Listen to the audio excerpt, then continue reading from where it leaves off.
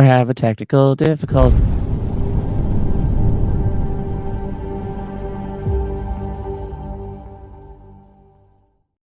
And welcome to season 2 of the Sharp Side of Paranormal. I am your host, Cody, and we already are having technical difficulties already. Like, I don't know what's going on with Facebook and StreamYard, but they really need to get that stuff figured out, because it's almost every episode that I literally have to delete Facebook's stream and then re-add it just to get it to work. So I don't know what's going on. After the show, I am going to well, not after the show, because it's going to be a long show, just based on who my guest is today, and I'm really excited about today's guest. To start off season 2 of the show, took a couple weeks off, kind of regroup, kind of decided to change things around. So this is kind of like the last actually interview that actually happens on a Saturday night.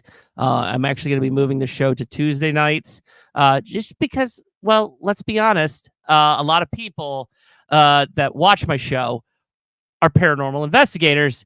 And what day do we typically do paranormal investigations? It's Saturday nights, because a lot of us have full-time jobs. We can't be like Addie and basically work in a haunted location every day. So I only say that because I hope she's watching. I see the views are starting to come in. My guest isn't here yet, so I kind of have to vamp. Da da da da. And now for my song. Yeah, but next week, I'm excited. Starts the Paracon road trip. So next Saturday, Emmett and I will be live at Penhurst Paracon. So we will be at the Above and Below Paranormal table. Come by and see us. We're gonna have some fun. Yeah. We're going to be at Fairfield Con in June, ISS Con in August.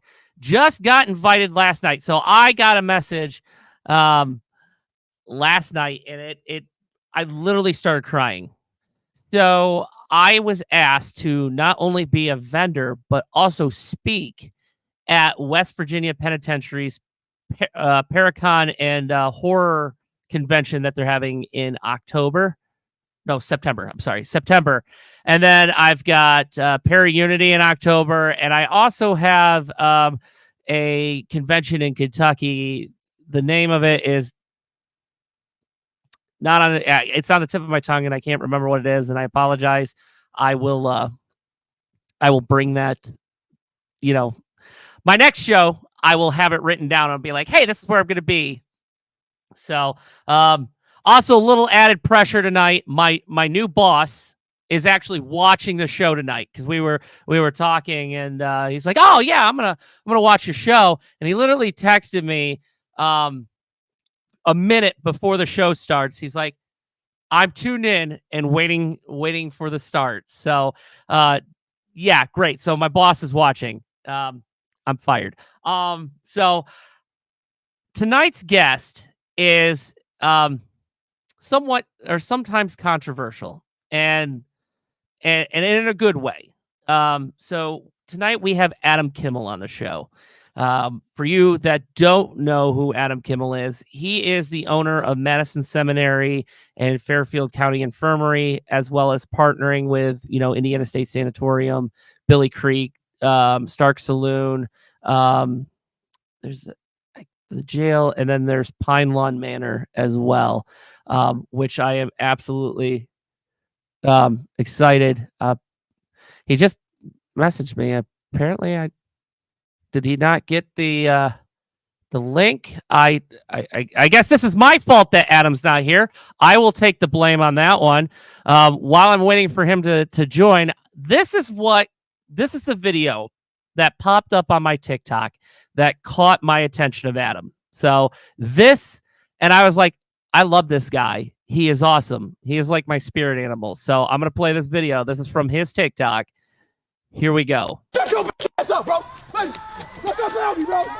We in here already? Bro, stop fucking playing. That ass, I swear to God, bro, stop, bro. I'm scared. Bro, no. Stop. Where the flashlight? Give me the flashlight. This is probably the dumbest shit I've ever fucking seen with ghost hunting. And I get it, man. Guys, I get it. I was trying to show you. You guys have fun for the rest of the night. You do your thing.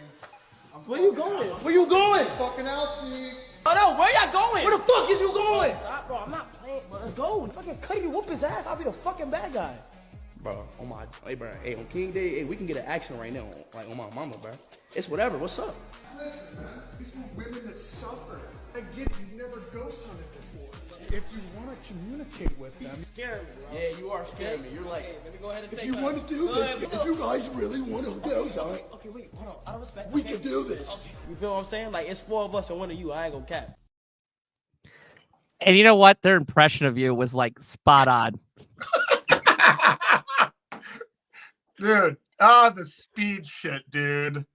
That popped up on my For You page on TikTok. That's before like I knew who you were, and I'm just like, I love this guy because he's just like no nonsense like guy, and that's what we need in this community.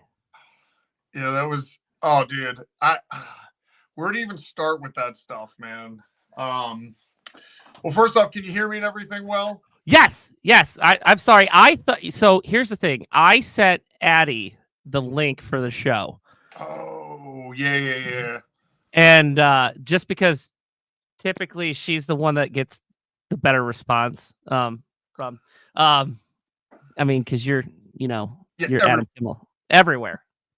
Carrying up shingles at what, 2 o'clock 1 o'clock, 2 o'clock in the morning. Yeah. So I mean, I get it. I mean, you're a business owner. So I'm excited. So I have been, for just so the audience knows, for like 7 months trying to get Adam on my show, and here he is, and I'm like nervous. Let's go. And it's tough. You know, it's funny. I was listening before. You're right. Saturdays are tough. That's prime real estate for ghost hunters. You know, so it's actually wise. You're going to jump over to Tuesdays. Yes. Hell yeah, dude. And my boss is actually watching, so he knows that like Tuesday nights I can't work. So Delos, if you're just take so you know, schedule. Take them off the schedule. We can't do Tuesdays. I'll come in early. It's okay. Yeah, dude.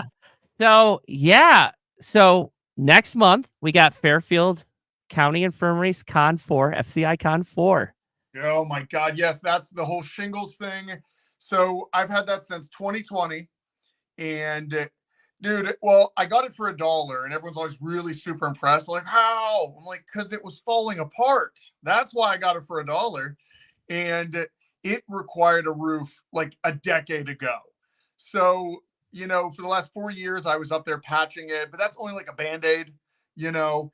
And what it came down to is I was like, hey, we got to take one of these cons and just give us a super boost, because roofs are not cheap, and that's a massive roof.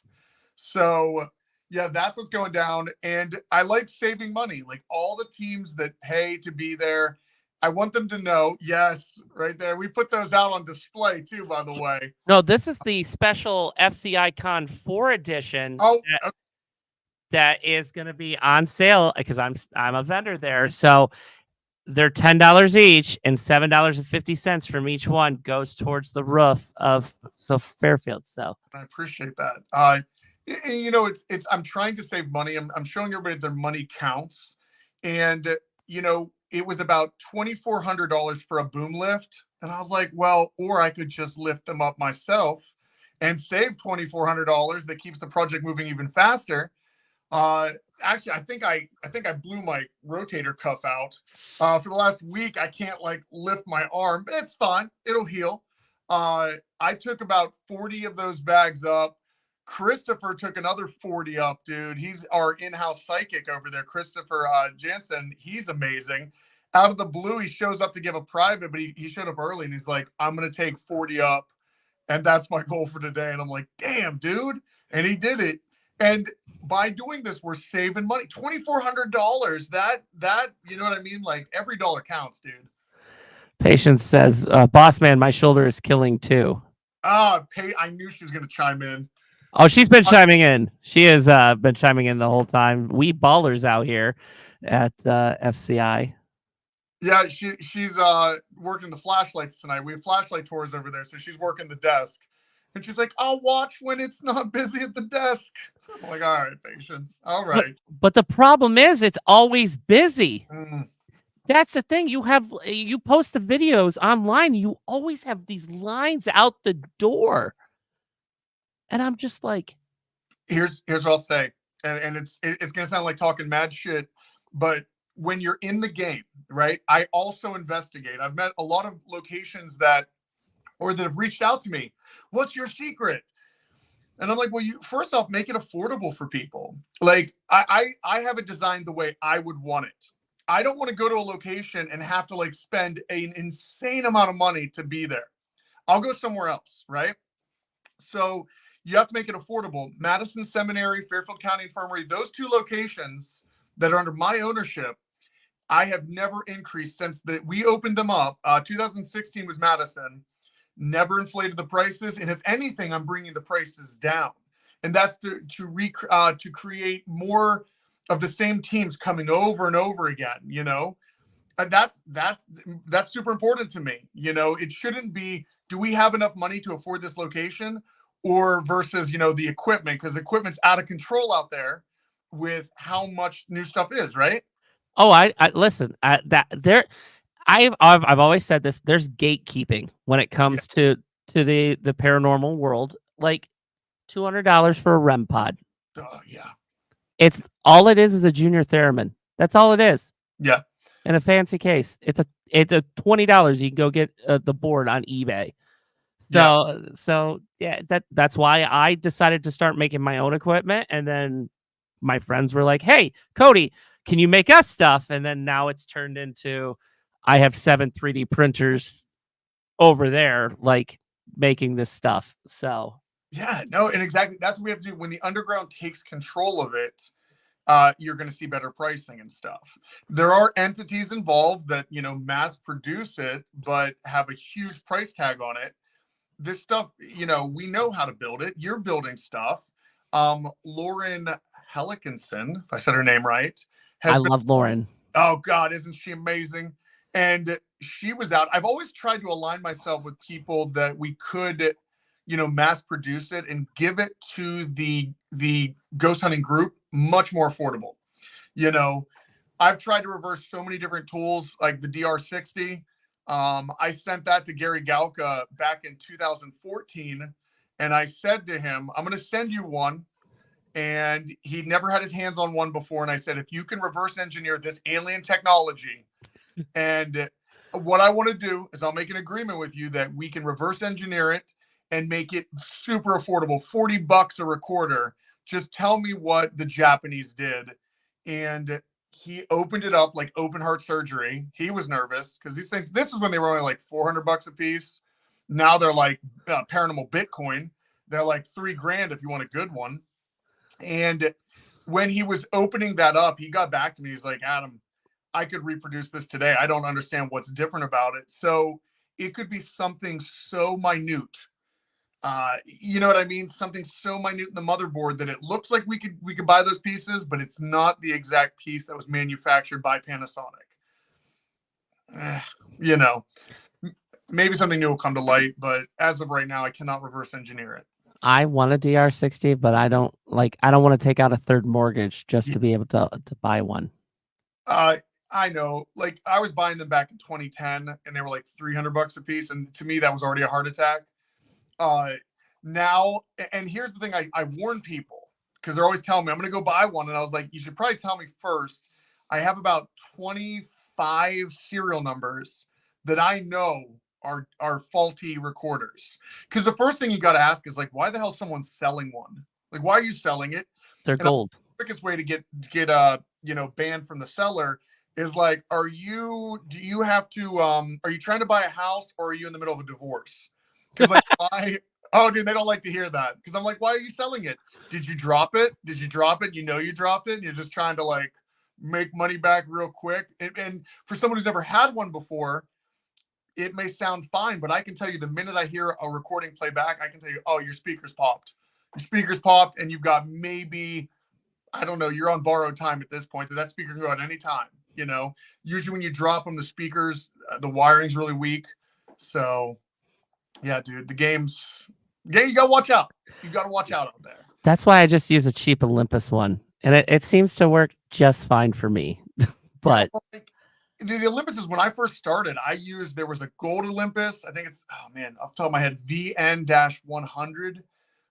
There was a gold and a blue, and I mean, hey, they work. I was getting EVPs. It wasn't like fishing with dynamite, but you can get some really good Class A EVPs on that.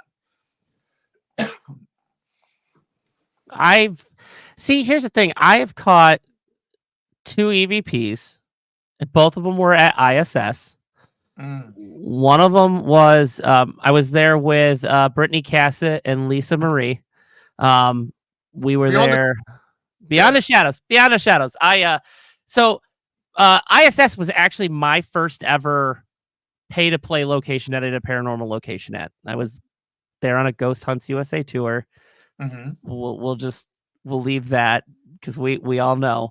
So that's how I met Brittany, and then I was there with them last April, and I guess I was lazy and I just posted the footage. I didn't edit it. I just post it. I don't break it down. This is the whole thing. Watch it. If you catch something, you catch something. Well, last October, they went back through their footage. They finally went through their footage, but then again, they're at 600 or 700 locations a week, but it seems like. But they heard a voice go home, and then I went back into my video at the same time, and you can hear it, but you can't hear it as good. I wouldn't say it's an EVP. It's a disembodied voice. And then the other one, I was in the sanctuary, and it's not even a voice or anything. It's this mechanical click. I'll have to send it to you, but it sounds like gears grinding, but it's on a digital recorder. That's weird, but I've come across that phenomena where it's really strong too, right? You can really hear it. I don't know what that is. It's definitely not coming from the recorder, but I know what you're talking about. I know what that is. I mean, I've heard that kind of thing before. So I know everybody asks this question, why did you get into paranormal? And I know you said that, you told the ghost, the cemetery story where you took the EVP. Yes. And everybody has that canon event, right? Where it's trust me, I always say I wasn't supposed to be here. This was an accident, and I'm having one hell of a time, dude. Fucking fun. And I was just talking about this today. I was putting some content together, talking about some stories and stuff, and it's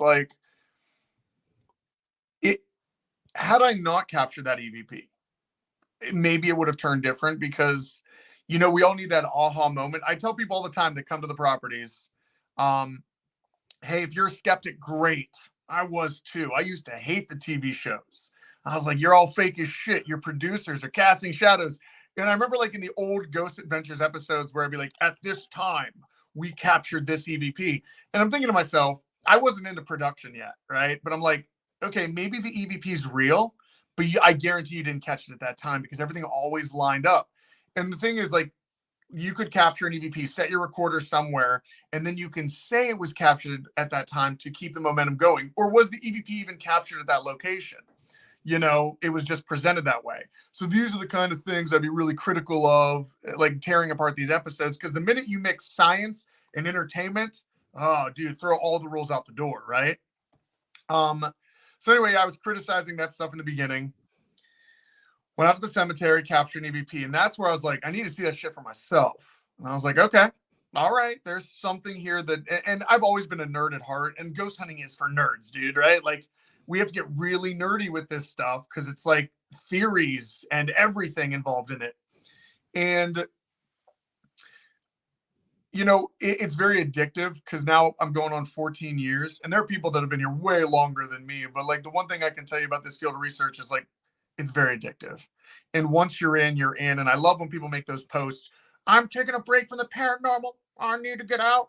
It's so hard. I'm like, okay, we'll see you in a month. You'll be back next week. We'll see you at the convention next week. Convention, because I think half the time people just do it for attention, and that's fine. You know, it's weird. I'd love to do like a psychological evaluation of the paranormal, because if you look at all the different minds in the paranormal, dude, right? Some people maybe shouldn't be here. Maybe shouldn't be here. Like, yeah, maybe a little. Like, I don't know. Sometimes I understand. I don't know why some people are here, you know? That, I mean, I'm here because, well, I like the shit getting scared out of me. So that there's that. And also, like, I want to know what happens when we die. Like, obviously, like, the theory is, actually, it's not a theory, but energy cannot be created or destroyed. So when we die, what happens to our energy? It just doesn't disappear. Right. So no, this is exactly it. Now, you and I can have this conversation. I can't do this with, I call them the normies, that, you know, we can't do this at the checkout of Walmart. Be like, hey, did you know that energy cannot be created or destroyed? Yeah, we're getting flagged at Walmart, dude. We're flagged. But like, okay, so I take it from that same notion that you cannot create or destroy energy. It's the law of thermodynamics, right? So there has to be a conversion. So from the religious point of view, it's the soul leaving the body, or from science, it's just the energy leaving the body, right? Both directions, however you want to take it, something happens. Now, what I've been really heavily focused on is like, how long does a haunting last somewhere? Because I have a very unique perspective. When you own locations, dude, I get to watch the haunting evolve.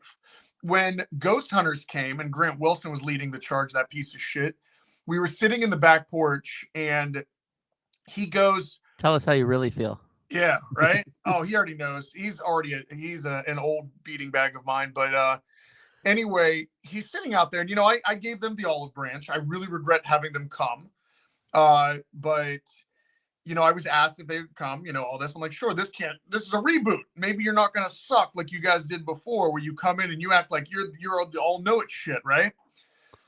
Anyway, they did. They came in with that notion, but I should have known when Grant asked me outside, well, what is the haunting here? What do you think's happening here? And this is where he tried to attack me. After that, he was on the attack. I said, Grant, I don't know what's haunting this place. He's like, well, what about the Women's Relief Corps? What about, you know, when the Department of Health was here? And I'm like, yeah, but how long does a haunting last?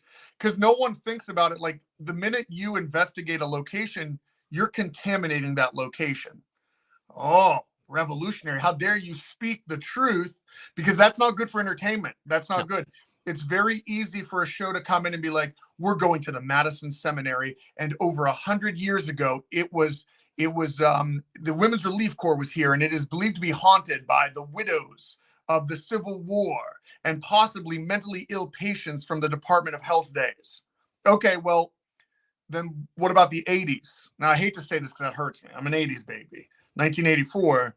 But when I think of 1984, I'm like, yeah, 24 years ago, right? 24 years ago. You look back to that. That was the police department. No one ever talks about the police department being there. They were creating a haunting. And then you had a nursery after that. What made the Women's Relief Corps count, and what made the Department of Health count? Was it, you know? So I said that to him. I was like, I don't know what's haunting here. I don't know if you're going to get contamination from the team that was here a few days ago, or you can actually communicate with Elizabeth Stiles. You know, those are the hard questions that no one wants to hear about. And I love talking shit like that. Like, let's talk about the real stuff. You know, I was telling, I love Gen Z. Gen Z is now in the game, right? And, you know, there are people, love them or hate them, but you know what? The way I look at it is, when I first got into the paranormal, dude, I hated the people that were here before me. They're such pieces of shit, not willing to work, and our way's right and you're wrong. Like, shut up, dude. Like, you bring in new minds, you got fresh new approaches. I didn't want to sit. I remember like some of the first teams I ran into, and there are good ones. I'm just thinking of the bad ones that were like, to do an appropriate EVP session, we need to sit in this room for 2 hours, not move, and just stay quiet and ask questions. Like, cool, that is how you would conduct a really good EVP, but that's not my energy. Like, I want to keep moving around because you have to think like the haunting's constantly moving around you, right? Move with it and still do that. So Gen Z's approach is also refreshing as well. You know, you got new minds, new ideas, new mechanics coming into it. Yeah, I'm rambling. What the hell was my first question? No, no. You're good. Keep going. Let's just keep going. With that? I do have a product for Gen Z. It's called Demon Away. Well, I mean, it used to be Gugon, but now it's Demon Away. So, and what the demon stuff. So I've ran into a few. Oh my god! And here's the thing: we get into the rant on demons. Here we go. This is what I paid for. I can't be mad at all of them. If you look at what's being served to them, a lot of the kids that I'm getting coming in they're the YouTube generation. So think about if you didn't get into ghost hunting, you knew nothing about ghost hunting. In the last 5 years, it's been heavy on the demons. And if you go back to Bagans, he's been selling that forever, right? It works for him. It works for him because you've got a Christian base that it's like a guilty pleasure. They tune in every day and they're like, I'd never go ghost hunting, but Zach's going to take on that demon. It's like, all right, that's fine. You're going to get your views. That's fine. But you know, the thing, oh man. And I just noticed this. There were some kids that I met way back. They came out to Fairfield. They're very young. And I was there the first night they came out to Fairfield. And they were so excited. Their eyes were wide because they'd seen it all over YouTube. And dude, they were horrified, right? Well, they come back a few more times now. And one of them took me aside and he goes, man, I'm really disappointed. And I was like, what? And he goes, you know, YouTube shows hype these places up, but when you go here, it's not like that at all. You think like a chair's going to go flying and stuff like that. And I said to him, like, dude, I get it. They're pieces of shit out there. Like, they're selling it for hype and content. At the end of the day, they don't care about you understanding the dynamics of a haunting or the theories. It's that you watch the content the whole way through and they get monetization off of it. Right? Can we just be blunt? That's right? Exactly. So that's what's happening there. But here's where I say this is that is fine. Allow these chaos creators to bring these new people to the building, and then we will self-correct and show them the right way. So that's fine. You're bringing a whole new base of people that are interested in it. And I guarantee 110% if they're around us enough, we can actually tell them how this is really happening and they'll still be excited to investigate, you know. So I used to be a tour guide at the Bell Mansion in Fort Wayne, Indiana. This is back before I wrote the negative article about them and they banned me. I used to tell the tour or the group every time, I was like, paranormal investigations like fishing. Some days the fish are jumping into the boat. Other days you're stopping at the grocery store, buying a fish and telling your wife, hey, look at this fish I caught. Because they're not circus monkeys. They're not. They're spirits and they can do whatever the fuck they want. Yeah. You know, and there is a huge battle between that. The ones that are, I'm invested in the people that want to take it seriously. And that's fine. Everyone in the long run will. I think even chaos creators, even if they are faking stuff, it'll catch up with them where stuff really starts happening and they're really going to start questioning it. But, you know, at the end of the day, that's the battle between legitimacy and chaos, whatever. But in the end, legitimacy will win. You know, it does. We're here in the long run, you know. So there's a good question. What are your thoughts on the Stanley Hotel? We were there last year, and as an investigator, I found it was mainly hype. Okay, so I don't know much about Stanley. I mean, I know what it is. Obviously, it has quite an allure around it. And I think when you have a location hyped up that heavily, it's going to let you down, because I have never encountered a haunting that, you know, I've never been to the Conjuring House, but we know what's being said about the Conjuring House, right? Mm-hmm. And here's the thing. These urban legends or this hype may revolve around one really crazy night, right? It is possible that some weird stuff did happen. But we also know in the paranormal that it's not always going to be like that. For example, I bought the Madison Seminary back on my birthday. Well, when I asked to get the conversation going, it was July 23rd, 2016 or 15. I can't remember. I was turning 32. And we were investigating. It was insane. Like everywhere you went, there was just activity, right? SB7, EVPs. It was amazing. Now, have I had another night like that since? No. Like, you know what I mean? So there is an allure built on that, because I could be walking around being like, Madison Seminary is the most haunted location you'll ever go to. But that was on my night within this time, space, and time. You know, what happened to me that night is not going to infect the team afterwards, the night after. It could be a very slow night, you know. So with Stanley, it is probably a lot of hype. I mean, how the hell do you even investigate an active hotel? You'd have to literally, to have a very good investigation location, you have to have every room booked, which I don't know what price tag is on that. Quite a bit. I've looked at going there, and it's like $500-600 a night just for a. So yeah, I can't. Well, that's for if you want to investigate the room, but now you really can't even have a solid investigation, because you don't know if any noise you hear is actually from other guests, right? So how many ever rooms are in the Stanley? Take that times 600, and if you would have to rent it out, all those rooms, but then what if you just have a slow night? You know what I mean? Like, there are nights at the Madison Seminary where, like, you know, a team comes in on Friday, nothing's happening. They come out and it's like, dude, this is how the research is. I can say, like, oh, I'm sorry you guys didn't have a good night. You know, it's like fishing, like you said. And then the team comes on Saturday and you would have thought a portal to hell opened up. And it's like, did the team on Friday build it up for the team on Saturday? You know, I don't know. So.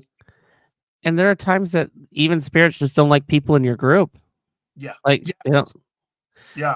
So they won't communicate with you. And it's like, I've been on investigations like that. It's like, and then this person leaves the room, and then all of a sudden now all hell breaks loose. And then when they walk back in, it's, or I've had it reverse. I've been on an investigation, and the spirits, or like the activity, literally followed this person throughout the whole building.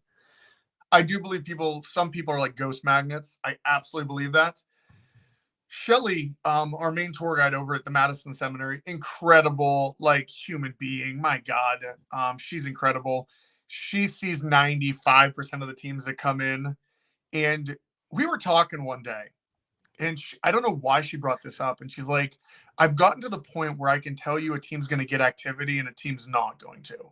I was like, what do you mean? She goes, it's the energy they bring in. I'm always right, because the one she like watches, they're always the one at the end of the night. Man, it was slow. Nothing was going on. But she's like, I could have called it when they came in. Their energy was just off-putting. So you think about it. At this point, if the spirits want to talk to you, they will. It's like when I went to the Villisca Axe murder house, right? I was telling whatever's there, because I don't think it's the killer, and I don't think it's the family. Something's nested there. And I said, at this point, I don't have to explain shit to you. You know how this stuff works. You know what my recorder can do. And if you want to imprint on that recorder, you can. If you want to make a noise, you can. It's all up to them at this point. So, like, why would they communicate? It's like when spirits are saying, help me, right? And these teams come in and they're like, we're going to help you. We're going to do that. And then they leave and they never come back. You know what I mean? Like, they're false promises to the dead. And that's also a deep theory of like why the dead are even saying, help me. Is that a residual? Is that intelligent? If it's intelligent, what is the depth of the message? I think at this point, the dead realize that this is keeping the property alive. People are coming from all over. I know we have Australia. I saw Australia in the chat here. Mm-hmm. We've had Australia come and investigate the Madison Seminary and the Fairfield County Infirmary. I think they're realizing that they're getting more attention in the afterlife than they did when they were alive. So that's it, and that's the thing. Kind of like ISS. It, you know, the tragic history of, you know, the nursing home patient abuse and and everything. And you got an active group of people that are coming in to talk to you. You're going to communicate with them. Like, they didn't get this when they were living. Yes. So, well, I have something very interesting, a theory about that I've always thought about for ISS or any place that was a mental institution, is think about if we were to go to a psych ward today or a very high risk facility with mental patients. They are going to be in our bubble. They're going to be in our space. They're going to try, and maybe even their messages don't even make sense, right? We're like trying to say, hey, how's it going? My name's Adam. This is Cody. and they're just rambling about. It reminds me of this one story. There was an asylum they knocked down here near Pittsburgh, and one of my friends went there back in the day. He's an engineer at one of the companies I know, and he said he walked onto the campus, and there was a guy, like, he just was staring at him. He goes, "The clock, the clock, the clock," and his name was Dave. He's like, "What the hell?" And he's like, "What about the clock?" And the guy wasn't paying attention at all. And then this giant bell tower clock started ringing, right? That was happening in the moment, but this guy wasn't paying attention to him. So that is why you might get these messages that don't make any sense. We may say they're residual, but they may be intelligent. That's why they're the most interesting places to investigate. They're going to violate your personal bubble. You're probably going to see more shadow play because they're really intrigued. And at ISS, in the nursing home, in those hallways, we got the 4-way cross nursing station. They call one of them shadow hallway. Even I have seen weird ass stuff, darker than the dark, shadow play of these heads bobbing out of the rooms and looking at you. I think there's a correlation to that. Yeah. So I don't know if you've ever heard me tell my story about what happened in the nurses station at ISS. No. So this is my first ever investigation. I'm down there. They're doing the sensory deprivation where you're in the all dark and they split you up. So they put me in the nurses station, and there's that closet there. Literally, that door opens and this white figure comes out of the closet and walks past me. And I don't know if you've ever seen Accepted with Jonah Hill and Justin Long, where they start the fake college, and when they find the dead body and Jonah Hill screams for 20 seconds. That was me. That's literally what happened. You could hear my wife down the hall laughing her ass off at me. So they moved me to the intersection of the 4 hallways there. This figure actually comes out of the nurse's station, walks up to me, puts its hand on my shoulder, and then disappears. Wow. And of course, I wasn't rolling a camera because I was scared shitless because I didn't think this was ever going to happen to me, and here I am. And it's always when you're not ready. And I have some theories on the cameras that I think, especially places that are heavily traveled, they don't want to be on film, and I'm not sure yet why. They'll talk about the lights, camera, filming. We catch those EVPs all the time. They're very aware of what we're doing. So is it if we have those cameras out, we're less likely to get activity? I think there may be a correlation to that. So had you had your camera on you, that may have not happened. I don't know, but I would lean towards that. So here is something that's going to prove your theory even more right. So back in February, I went to my parents' house in Tennessee. They live in the Smoky Mountains, and they've been having some stuff happen. And they're like, "Hey, when you come down, can you bring some of your equipment?" And I was like, "Okay." So my wife and I and the kids, we stayed in the master bedroom, and there's a little nook, like a reading nook that's right there. So I set up some cat balls, and I set up my camera to record, and the cat balls kept going off all night long. And I'm like, it was like a disco. So I went to go review the footage. The SD card was corrupted, brand new SD card that I had never recorded with. And I was like, okay, great. So the next night I set up a live stream with my camera. The cat balls did not go off a single time when the live stream was going. No, I get it. I know. They were like, they're smart. They fucking know. Someone was asking me why I don't put a camera up. I have security cameras up, and that's what I call them. They're security cameras. I don't run these cameras during investigations at the location. They're literally to make sure no one's breaking into the building, right? And someone was asking me, well, why don't you have a camera in front of the jail cell at Fairfield? And point blank, my answer is I feel that if I do that, then I'll never get activity in that spot again for teams, even if it's not live streaming or not streaming closed, where you have to open it up. I think that they just think that thing's pointed there. They're not going to do anything. I don't know. That's my theory. So I only put cameras in the key points for security purposes. Other than that, within the building, they're not really there. I don't know why anybody would want to break in. I mean, you have a demon that roams around. I got a few. Well, I mean, Addie, but Oh yeah, well that one, yeah. That's that. I summoned that one. The other ones I did not summon. But from time to time, I get messages from people like, "Did you hear you just had another demon at your location?" I was like, "No shit. Who do we have the pleasure of this time?" I so I messaged Daddy about 2 months ago because there was a video about ISS having demons, and there was someone did a exorcist and got rid of a demon nest at ISS, and I'm like, I've been to ISS 3 times. Yes, is there a dark are there dark entities there? Yes. But does that make it a demon? No. And that's what and I know you don't believe in demons. I know but like just because something's evil doesn't make it a demon. Correct. That right there is revolutionary what you said, but it's not clicking, right?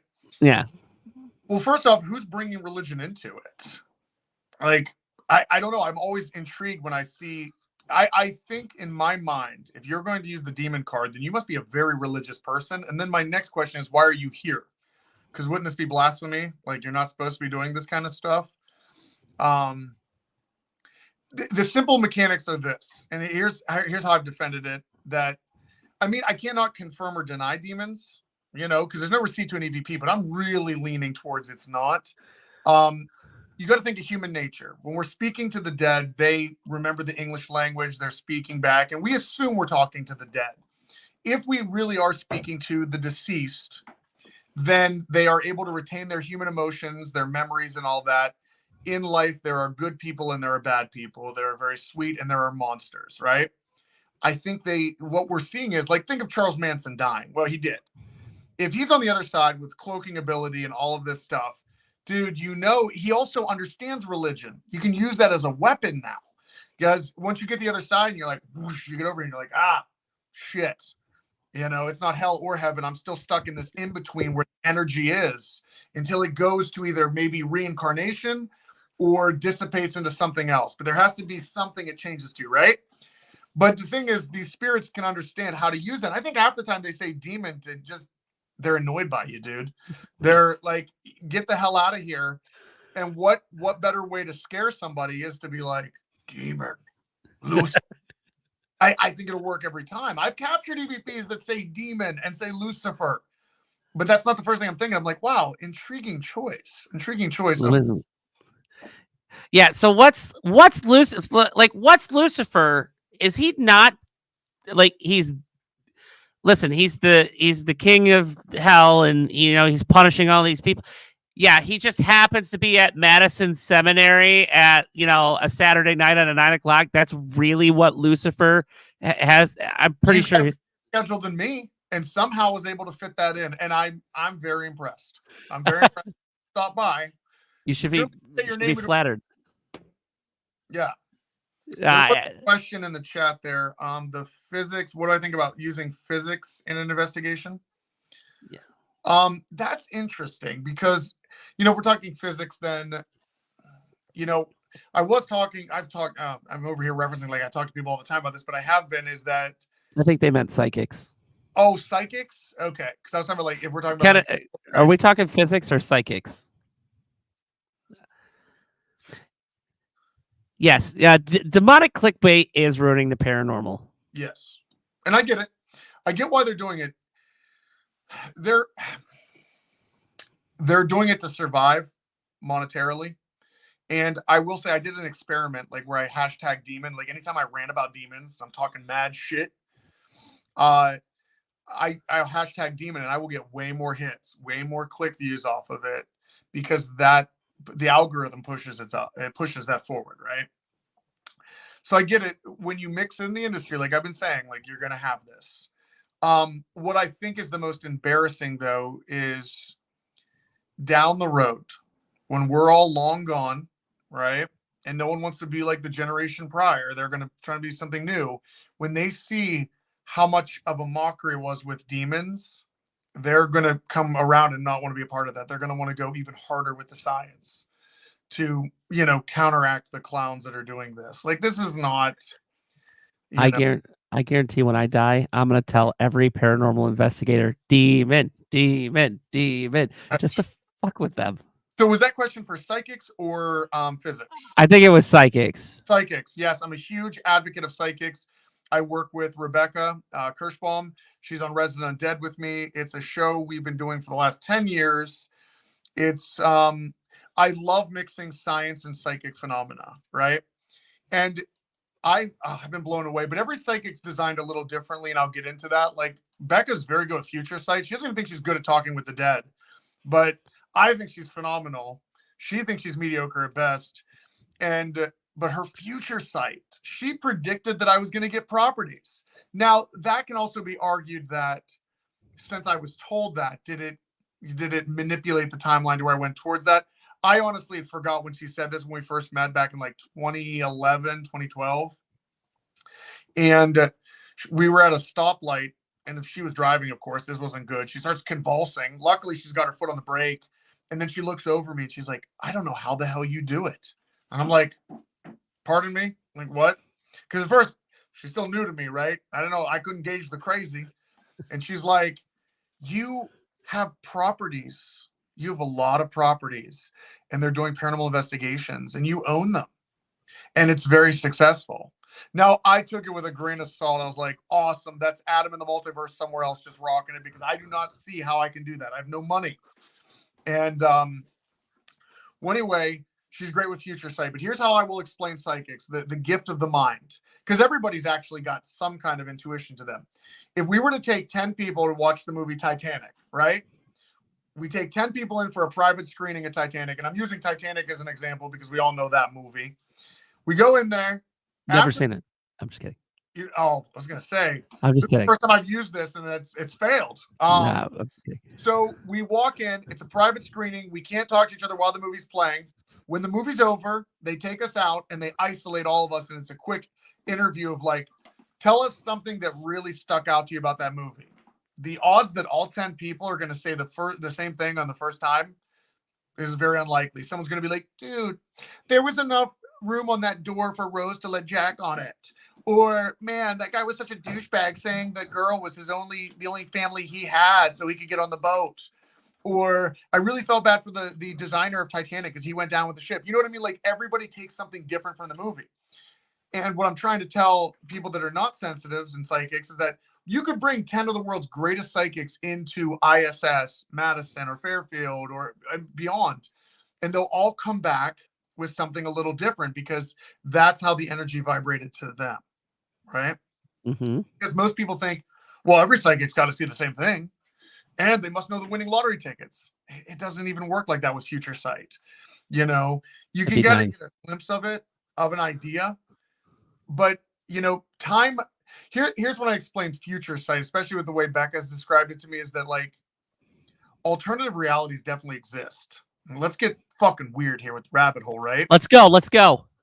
This is what I'm excited for. Hell yeah, dude. So we talk about time and manipulation of time, and when we say like maybe time was predetermined, yes, time actually things are predetermined. And this could get into the whole theory of that the future is already contaminating the present and the past. You know, like when we investigate, do we know we're not speaking to the future? Can anyone with no doubt whatsoever say we are only speaking to the dead? Time is a human fucking concept.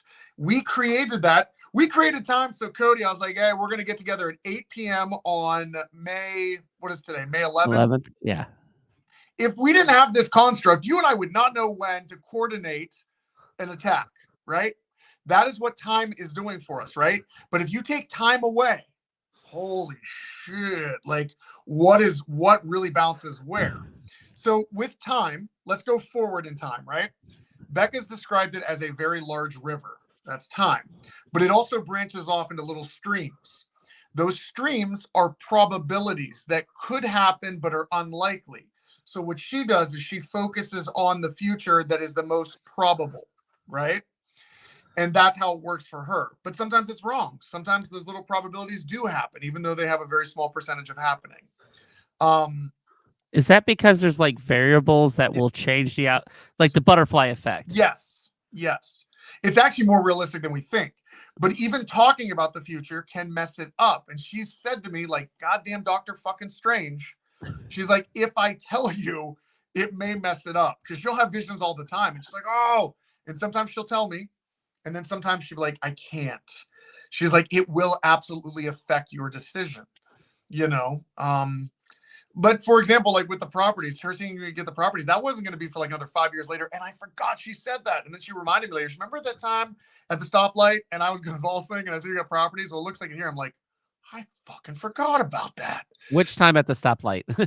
Yeah, which time? There you were convulsing. And so it's interesting. She specializes in future sight. Very good at speaking with residual energies and intelligent, but yeah, future sight. So can I say that we've used future sight as a cheat? 100%. I definitely listen when she sees things, probabilities coming. Like, you know, what's the best move? But yeah, butterfly effect. We can affect our reality by making choices from the now intelligence. I'm just bringing all the comments up because, you know, the people at home can't see the comments because I can see the YouTube chat. You must be taking it from. So I got Facebook and I got YouTube, and then I have a second computer running over here that's got TikTok. And unfortunately, there's really nobody in the TikTok, but it is streaming on my TikTok right now. So very cool. Multiple platforms. I like that. I like yes. It. No, I was seeing I am able to see the YouTube chat. Oh, okay. Cross paranormal. Yes. Demonic clickbait is ruining the. Yeah, that's an old one we brought up. Yes, but yeah. But the counter argument is it brings more interest to the field. We just have to clean it up after it's done. Because once they're with us, I really think they'll be on board, you know. I'll bring them up. The Spirit Stalkers. They were just at Madison earlier this week. I think maybe. Yeah, they were there with Clayton and Sharon Faye. Oh, yeah, Sharon was out there because she ran into my mom while she was mowing, and my mom had a flat tire in the mower, and I was like, "Is her name Sharon?" Because she couldn't remember her name, and she's like, "She wants to get you on a podcast and pick your brain," and I was like, "Excellent. Do it. I say do it." No,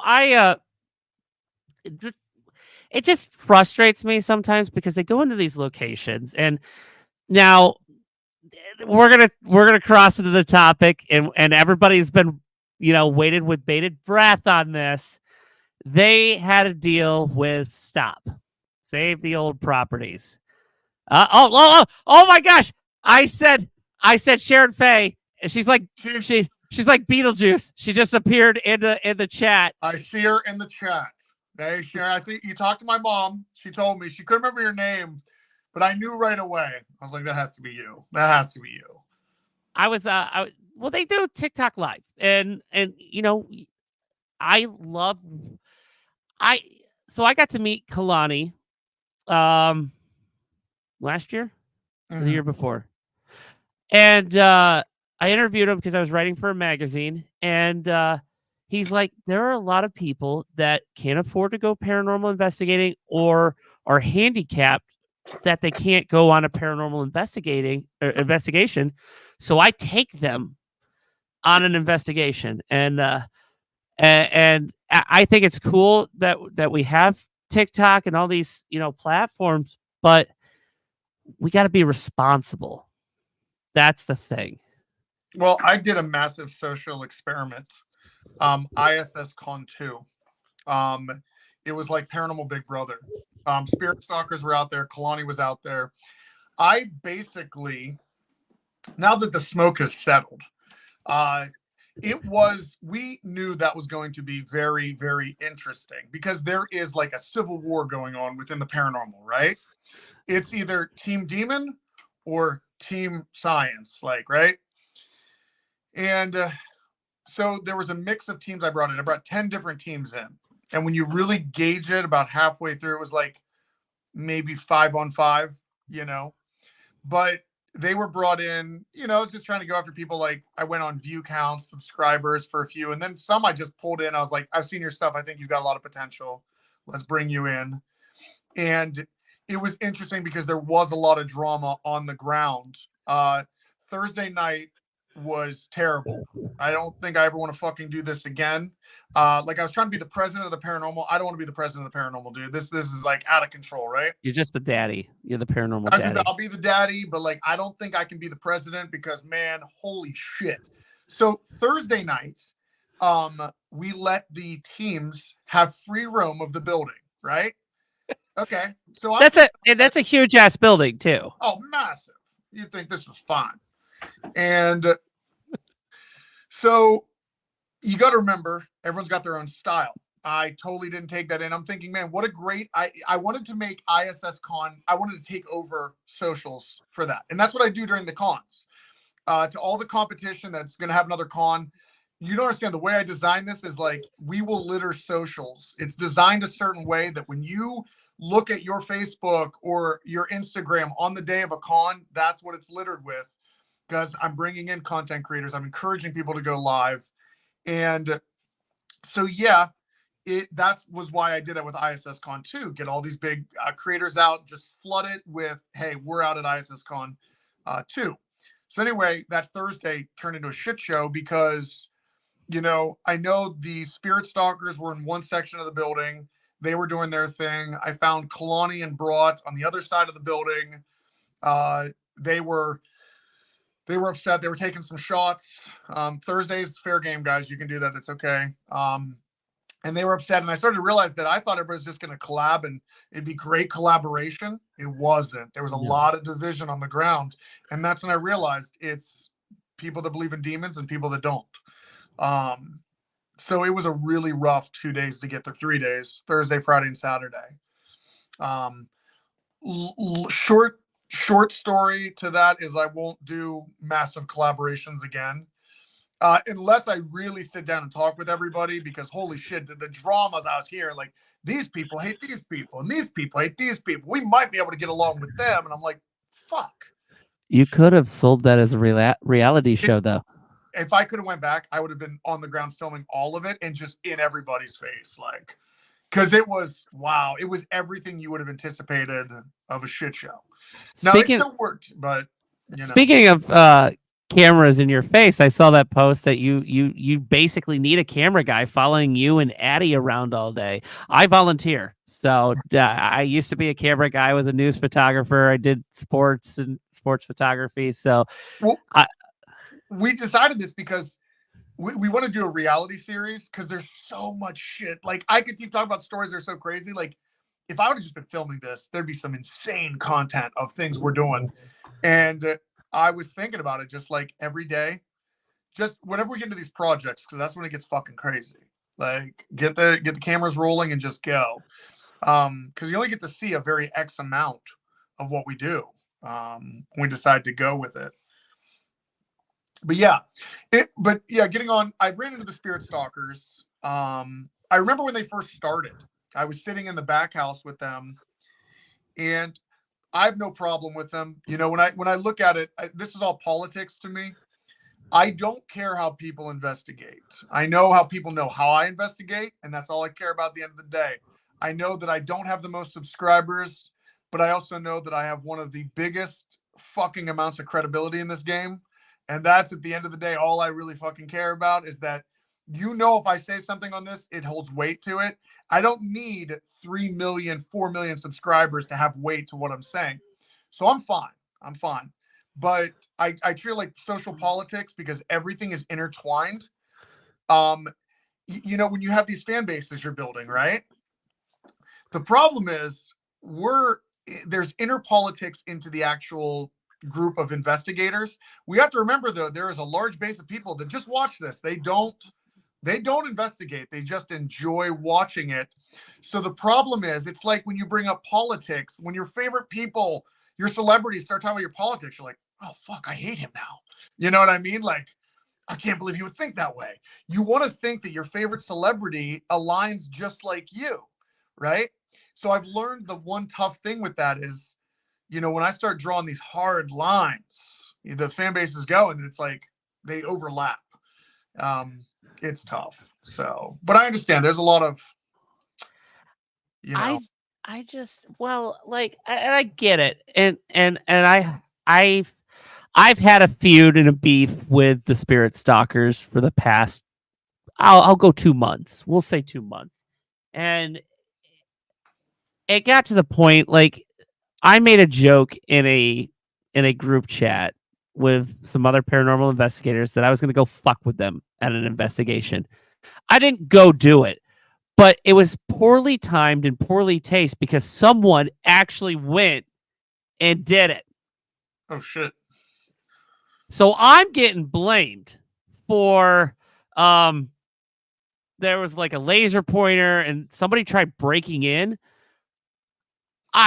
First off, I have a full-time job. I live an hour away from the location that they were at. I don't have the time to go do that. So, and it turned into this big toxic situation. And then there's this guy here in Fort Wayne, owns a restaurant. It's haunted. And he said, you know what? I'm new to the paranormal and just so much drama and so much negativity. And I'm like, you're right.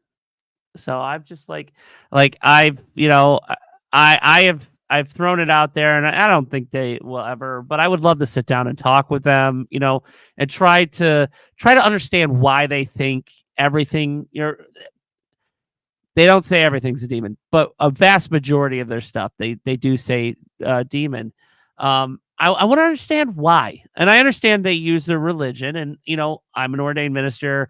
I grew up in the Lutheran church. I mean, you were in what, Catholic, but that was only to get a girl. So, I mean. Oh God, you did your homework. You're the worst, dude. You've done your homework. Hey, listen. I like I said, I used to be a photojournalist. I wrote for a magazine, so I have to do my homework. So, and speaking of the devil, that chef, he's right here, Tony West. There he is. Oh yes, Tony. Yes, I know what you're talking about now. Yes, seafood restaurant. Yes. The Oyster Bar. Oyster Bar. Yes. Yes. So, hey, Tony, look at that. The Paranormal Daddy knows your restaurant. They actually have in the lives. Many times on TikTok in the lives. If you ever in Fort Wayne, their food is delicious. Absolutely delicious. So he's getting back to what you were saying with Tony and seeing drama in the paranormal. Yeah. Like I keep things, I want teams to know that it's in the vault. I have a lot of people, I feel like a bartender sometimes. I hear all the secrets, right? And I have a lot of teams that'll come in and they know that they can talk to me in confidence. The only stuff I will shit talk is like stuff that I know is directed heavily at me that I can speak of. But there's a lot of teams out there that I'll tell you what, man, the things I've learned is intriguing. Just there's a lot of feuding, and really we have to understand, where is the feuding coming from? What do you think it is, Cody? What do you think? Where is this divide, or is this just human nature? I studied politics for a long time. I think even with the direction of this country, it would be very, very difficult for one individual to unite the country, with all the division we have. That's just human nature, right? With politics, it's one of the mind-boggling things. And with the paranormal, there are so many different niches and beliefs. And then even the mentality of like, well, I'm right. I can't be. There's some people that they don't want to be lectured. They can't be wrong. And I'll be the first one to say it. I love theories. Like everything I'm saying today, I'm subscribing to today. But if I think about it harder, or I am presented with more information, I'm like, shit, dude, that actually makes sense. The collaboration of ideas. You have all these different personalities in the game. I can see why there's drama and it's divided. And at the end of the day, what do you think the gold medallion is that people want? They want a TV show. They want fame. Right. You're damn right they want a TV show. But why? It's like why we're seeing the problem with the content creators is they believe that if they get a TV show, it comes down to, yes, they want the fame, they want the notoriety, they want all this stuff, but they want the paycheck. They want the paycheck. Because then you hear a lot of them saying, if I could just do this for full time, I do this full time. It's such a headache. Like there are people that I've heard them, man, I wish I could do what you do. Like it took a lot of work. There is no such fucking thing as luck. There is no such thing. Like you have to really be focused. You got to put in 80-hour weeks. But I can tell you what it is. And I can see that because I run the infrastructure. I see the teams come in. I know what they want. There's the amount of people that come up to me and they're just like, you keep your eye on me. I'm coming. I'm up and coming. I'm up and coming. You keep your eye on me. You want to collab with me sometime? We can. Like, I get it. I was in politics. I know when you're talking to me like that, and I'll be nice. I'll always be nice. Like, oh, absolutely. Let's talk. Just go my way. But why are these content creators doing what they're doing? They're monetizing it to make money because honestly, at the end of the day, honest research is not going to pull views. No one fucking cares. With Resident Dead, I designed one of the most honest shows that's, I think, amazing, transparent, showing you this stuff. Dude, it doesn't catch a lot, There's Noah right there from Spirit Stalkers. He is in the chat. Hey, Noah. Hey, Noah, since you're in the chat, I would really love the sorry, Adam. I'm really sorry. I would really love the opportunity to sit down either in person or on StreamYard. And I just want to chat. I want to get an understanding of why you guys, or what makes you think something's a demon, and because we need to have para unity. And like the bullshit is got to stop. Like, if we're going to continue to have these drama episodes that pop up, nobody is going to take paranormal seriously. And so that's my 2 cents. But yeah, no, I get it. People want fame, and honestly, am I ever going to get famous? No. Maybe America's Most Wanted, but that's, well, here's what I think is interesting. I started doing this back in 2010. And what I loved at first was just telling a story. My mindset is much darker than normal. Like, I know I'm going to die one day, and I'm really obsessed with immortality. Like, there's something that really bothers me that we're here for a short time and then it's over. And I think the reason I started filming stuff was I realized, wow, the minute you put something on film, it's immortalized. Well, we think, until we can't, have digital data or anything like that anymore. But what we do now will stand the test of time, and it will echo long past we're gone. And to me, it was always just to tell a story. I've had 5 or 6 production companies come to me for a TV show. Only one of them I'd work with, and it actually fell through because there is an involvement with ghost hunters involved in that. It was a very major production company, and I've worked with them for a while. We were signed. God, they are phenomenal. There's actually hope out there, guys. There is. But the other ones wanted to fake stuff because they get it. Like, you're gonna get more attention that way. So I get it. If that is the agenda for some of these people out there, then yes, I get it. You're doing it for clicks. How the hell? I ran into Speed. You played that clip when we started, right? Yeah. How do you think Speed is getting 17 million subscribers? Yeah, I think maybe he's up to 22 million subscribers. How does someone do that? By creating drama, being crazy, barking at a camera. Dude, I get it. Actually, I think he's funny as shit. I did hate him in the moment when he was there, and I did think I should scrap right now with you. And that would have been viral. That would have been great. But they were like it's 4-on-1, and Adam's like, yeah, bring some more guys, and it'll be an even fight. I knew their bodyguards were like 4 floors down. I'm like, I can definitely. Their bodyguards were big as shit, dude. Like, they would have crushed me, but I could have taken actually, the 2 didn't even want to be involved. The cameraman and the audio tech, they're looking like, dude, no. I was like, okay, it's just Speed and Kai. That's all I got to do right now. So, but yeah, that's what it takes. And at the end of the day, my legacy was saving the properties, creating a mission.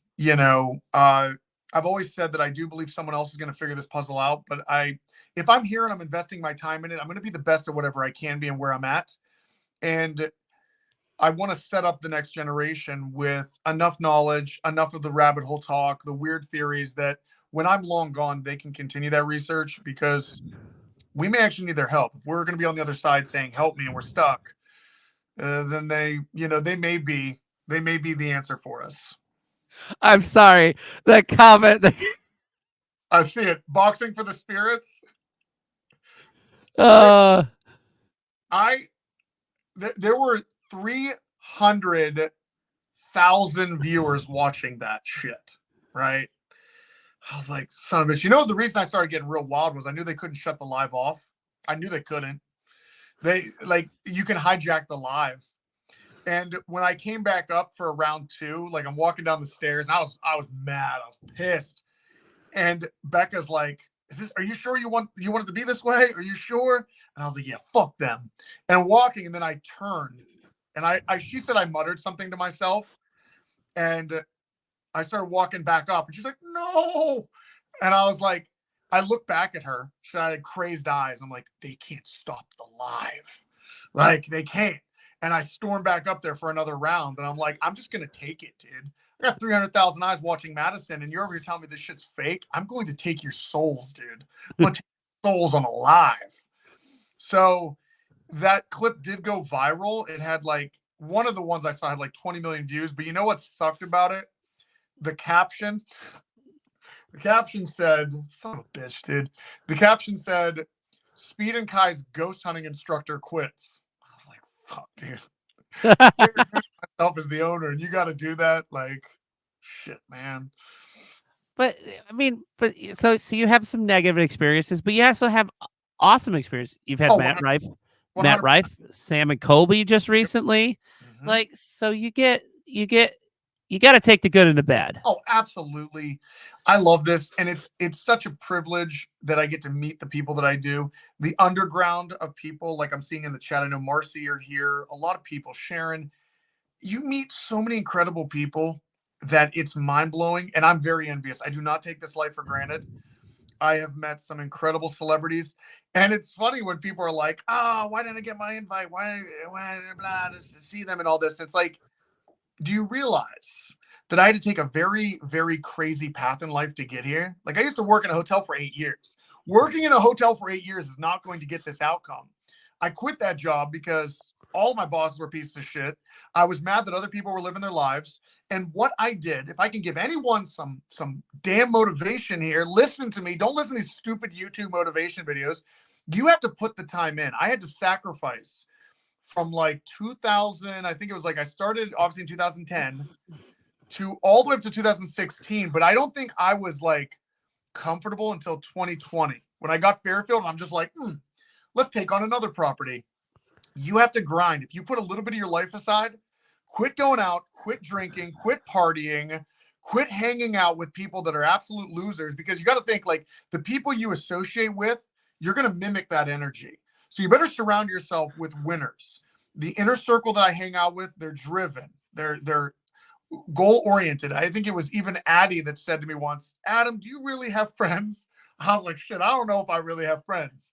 I've got 5 wolves with me that this is what we do. We don't talk about, it's funny when I call people, dude, I'm not going to, hey man, how's it been? What are you up to? I get right into it.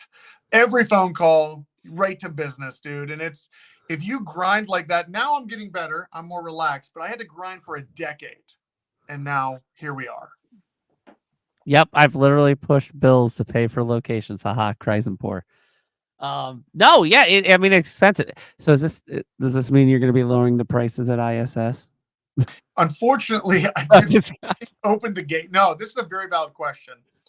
I opened when Addie and I established the deal.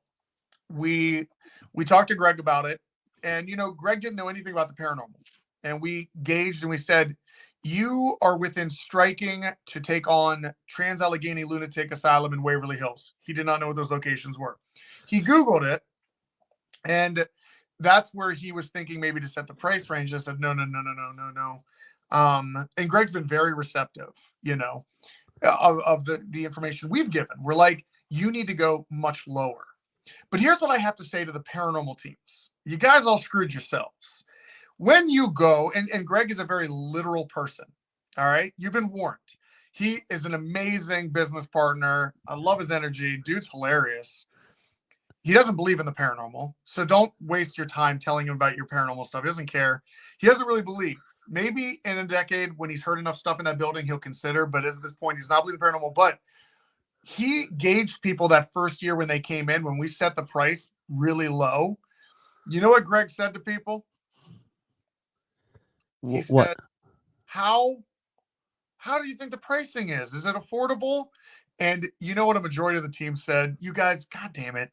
You were like, oh, it's so affordable. It was really cheap to come here. You can't say that to a literal thinker. If I could have warned the teams, be like, it's perfect. It's perfect because Kimmell said it that way. Like, don't do that. Then in his mind, he's like, well, then we got to bring it up a little bit. And that's fair. It's in his mind, it's his business, his property. But you guys need to lie more. You need to lie. Now, so here's the thing: the Monroe House in Hartford City. Yes. It's legit haunted. It's a great location. Yeah. $175 for 5 people for the night, and they give you a fridge full of pop, and they give you chips and cookies. And it's a great location. But yeah, I'm surprised Pam and Eddie have not raised the prices at that location. Well, you don't have to. You know, the way it's just a residential house. Think about what the mortgage is or what it's being paid on, right? That's like having an Airbnb at your place every night for $175. And the mortgage, if we want to talk numbers, like if you think about their mortgage, maybe the place is already paid off. I don't know. And it doesn't matter either way. But let's say your mortgage was just $1,000. Like, instead of getting tenants in there that you have to fix a water heater, you got to do this if it goes down, it's all being paid off. And the numbers are pretty honest, you know? It's like with Madison, the way I set the numbers up, it's not to become a millionaire. It is called sustainability, where I know if I set it a certain price, it allows me to have some forward motion, as in all the utilities will get paid for. And then we have a little bit of a surplus because we have, in case there's an emergency or there are large projects like Madison Seminary and Fairfield County Infirmary. It's not little things like, oh, we'll go to Lowe's. It'll be $100. Times that by 10. When I go to Lowe's, I drop grands, dude. Grands. Like, they know me my first name when I go to the help desk because they know I'm going to keep your lights on. But you have to have a little bit of that forward motion. So there is a perfect, you know, $500 for a weekend, $300 for a weekday. You get it for 11 hours. Amazing hospitality. Either you're going to get patients meeting you at Fairfield, you're going to get Shelley at Madison. You know, it's a great experience and it's very affordable for the size. Like these properties are well over like 33,000 square feet. They're big. So yeah, and don't get me wrong, and I'm not dissing ISS because you guys are doing phenomenal work there. Like the superintendent's mansion, the last time I was there, that they were working on that. You're getting you're getting Wi-Fi. Like, I was there. When was the last time? I was there in October. Mm-hmm. And I live streamed the whole time there. I had a security camera system. I don't know if you heard the story, but I like parked in the middle of the yard, right where the edge of the Wi-Fi was. Right where Starlink, goes to like the edge there. Mm-hmm. And I ran the cables in the back from the back of my Jeep because it had a power inverter in it, and that's where I did the live stream. And it was awesome. And you know, because cell phone service sucks out there. Oh, it's terrible. It's a no man's zone. But, you know, it's true. ISS is a much larger project, and he is taking on, you know, Billy Creek and things like that. So trust me, we've had many conversations together. And even though we both have different directions of how we take it, we both see the big picture at the end. And it just depends how you want to get there, you know? So yes, the mansion is being rebuilt, like redesigned and stuff, remodeled. It's coming along perfectly. And the process is moving closer to the other stuff. So you have to prioritize what you want to attack. I would lose my mind because at least with Madison, you know, I attack it by room, you know, but at ISS, man, that's a massive project. Like, what the hell do you focus on? Now, I just want to throw this out here, and I hope Greg watches this, but like, you could probably contact like AT&T or T-Mobile or Verizon and lease property, the front of the property at ISS, for them to put a cell phone tower. They pay you guys, and you got cell phone service there. Yay! It's a win-win. No, it's interesting. I think he had something going with Tesla. There's something he was talking about. Tesla wanted to build something out there. But yeah, trust me. And yeah, dude's a genius. He's an absolute genius. I've met him twice. Mm. The first time I met him, like I was invited by Brittany and Lisa, and I wanted to get a drive-up shot. So I duct taped my 4K camera to the top of my Jeep because I didn't have a mount that would work. So I duct taped it to the top of my Jeep and got a drive up, a shot of driving up to the Adams Hall. And he comes up there, he's like, Who are you? And I'm like, oh, I'm with Brittany and Lisa. I'm sorry. He's like, oh, okay. I just didn't want to make sure you were, someone. Yeah. So he has to ask because the trespassing has gotten less worse.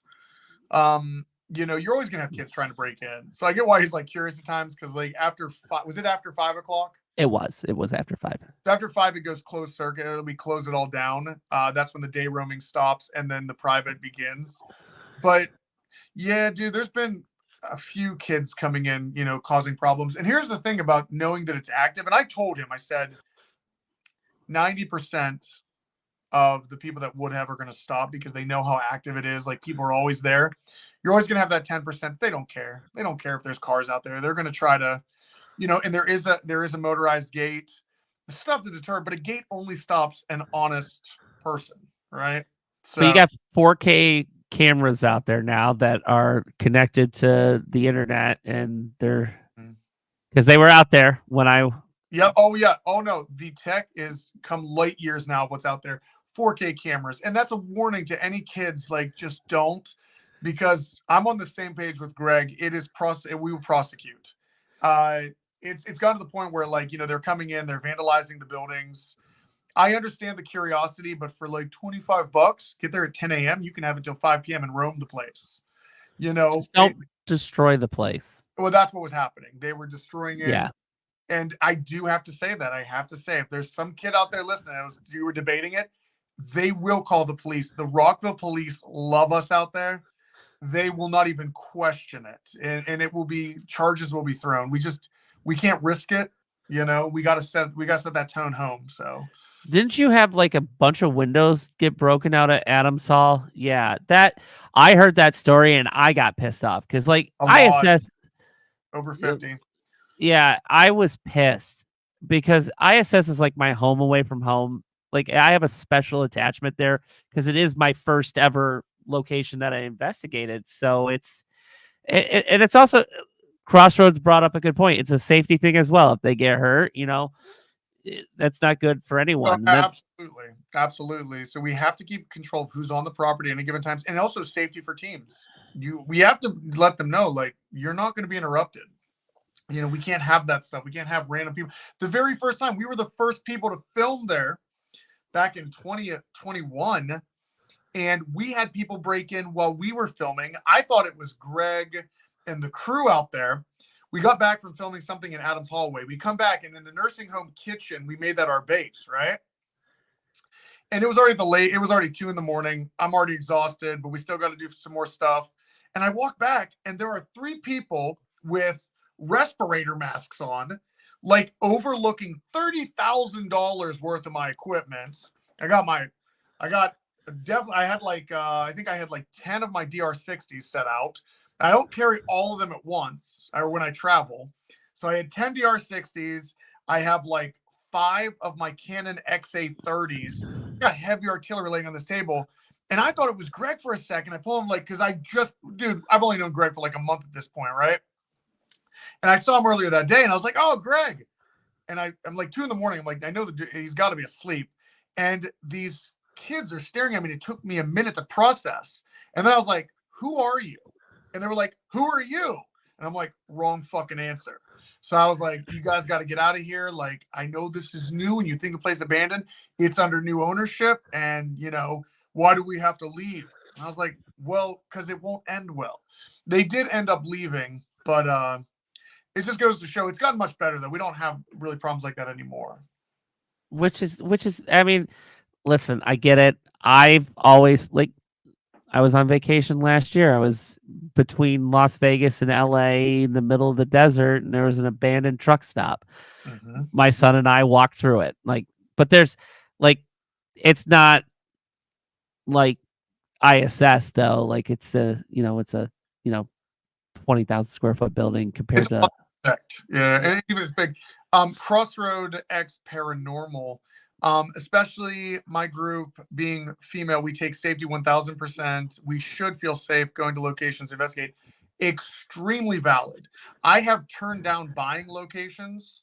I was gonna buy Sedumsville Rectory. I was really looking at it, and Sedumsville Rectory, for anyone who doesn't know, that's out in Sedumsville, Ohio. I filmed back there back in the day, 2011.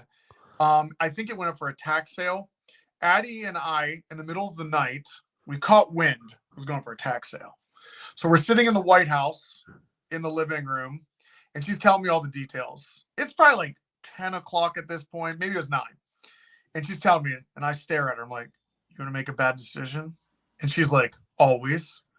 I said, how far is Sedumsville from Lancaster? She doesn't even hesitate. She Googles it. She's like, I think we were like 2.5 hours or something, or 2 hours. And I was like, let's get in the car right now and let's go. Let's just drive out there and touch ground. So we drive out. We don't even get there till midnight, right? Now, here's why Kimmell thinks about your safety and not about making the money, because I there's no way with what I was about to see out there that I feel like I would have to have security around the clock out there. It's on Steiner Street, right? We pull into Steiner Street. Now it's about midnight, a little after midnight. And I'm like, dude, this got gangland vibes to it, right? I pull out there. I pull down the drive and I'm going very slow. The Our Lady of Perpetual Help church is there, and that would have came with it, right? And that's pretty cool. I've been inside that church. As I'm driving down, there is a dude with a bottle of rum leaned back in his chair, and there's a baby stroller with no baby in it right next to him. I'm like, what the shit? And I'm driving real slow, staring, being a typical white dude, just staring as we drive by. And Addie's like, don't look at him, don't look at him. And I was like, damn, right? So I was like, what is that about? We keep going down, and there's like these 4 dudes. They got a car propped up on cinder blocks, like they just took the tires off of it. And that's down. And then I'm like, shit, Addie, I think it's a dead end down here. Like I remembered it had been like almost 10 years since I've been here. I was like, Steiner Street's a dead end. We got to turn around now. So we turn around where like the 4 dudes were jacking a car. We come back and I park right in front. And she's like, she can validate this story. I give her my keys and I tell her to put one of the keys like Wolverine through her hands. And I said, if something happens, you leave me behind. You just go get in the car and leave, but tell the story that I died on Steiner Street. So we get out of the car, and I look back down the road. That dude that I think was a watch out is not there anymore, right? And I do have to make note that the reason we were looking at the place is it was a tax sale, but when we look closer, the entire block was on tax sale. You could have bought the entire block for about $30,000. And I'm not exaggerating. That's how it was all tax sale, right? So like bad neighborhood. I'm looking down there and the dude's chair is just there. The stroller's gone. I'm like, that's odd. And as I'm walking by the rectory, I'm not on the property. I'm on the sidewalk looking. There's a lady yelling. She's yelling across the street with a pit bull. And I'm like, oh, sorry, ma'am. I'm just over here looking at the rectory and, meet the Joneses. And Addie comes up behind me. It's time to go. It's time to go. It's time to go. And I'm like, calm down. And she's like, no, we have to go now. The lady keeps yelling, and I'm just not even paying attention to her at this point. I'm looking at the rectory. I'm like, good condition. All right. I don't like this in the middle of gang territory, but, maybe. She literally, she starts scurrying back to the car following the protocol. So I'm like, all right, I get in the car. And she's like, did you hear what that lady was yelling at you? And I'm like, no.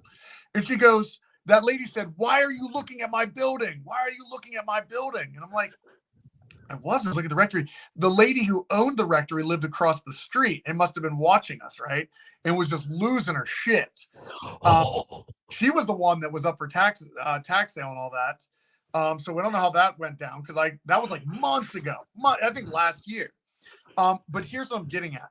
There is no way I would allow teams to go there knowing that it doesn't matter what security system I fucking have in place. I cannot guarantee your safety. I would have to have, and I don't like when like guides are in the building with you. I don't like that because that contaminates it. Like, I wouldn't want to investigate with that shit. There's nowhere, like, they would have to sit in a car, but then you got to pay for that. It increases the pricing because you got to pay for security. Yeah, so that's why we couldn't do San Jose Rectory. This would have been one of those great times when you had a camera guy. It was madness, dude. This lady was screaming. This pit bull, like, she had a yard that kind of elevated over the road. And I looked at her because I don't feel danger, apparently. Addie tells me all the time, it's like, why I'm not dead yet. It's because you're part of the mafia. And she had the collar, this pit bull, and it was just like, dude, she would have let this thing go. It would have came after me. And so, yeah, that's San Jose Rectory. Cash that one out. But we've been talking about that lately. I think someone brought that up, like, we got a lot of predators in the game, and I know you've been following the stuff with Ron Carboni and Sean's show. And when Sean was just in here. I saw on there. And I never would have imagined, I was raised by good parents, a good mother. I would have never thought this would ever have been a problem in the community. It never would have crossed my mind. Like, yeah, we meet some weird owners and shit. Like, I always thought the dude that owned Prospect Place was just, he gave me the fucking creeps. But he was the dude, George Adams. He said he was a descendant. He wasn't. And he was just always real eerie to me. And I'm like, that's the worst you got to worry about. You get some weird dudes. I don't care. I'm here to investigate your location. Just once I pay you, disappear. But yeah, it's definitely gotten to a weirder state. I mean, we can touch this topic, but real quick, because she has asked like 4 times, and so Michaela has asked if you had any more information about the domino room at Madison, where the domino was thrown at them in the. Oh yeah. No more information as far as, like, they had a wild night. They came out when we did flashlight tours, and they had a domino tossed, I believe. It was for their group. Now, we've had people where they've heard the domino move, but this is like thrown. And what's crazy about that is we have had those dominoes show up in other parts of the building. Now, here, I'm devil's advocate and skeptic. Could it be teams moving them? Absolutely. I don't keep track of what teams do, but what happened to them was in real time while they were live streaming of something being tossed. And even from their genuine reactions, now I know them and stuff. I know they're not faking this, but like, even the critics looking at their reactions, they're terrified. They're terrified with this domino. Now, I believe I put those dominoes in there almost like 6 years ago. We said weird shit, or they were out available, like, and people just put them there. I don't know why they're in that room now. I think I did it. I can't remember, but they have been manipulated before. See, I don't know what it is with, Michaela is part of Dark Hollow Paranormal, and they always seem to have the craziest shit happen.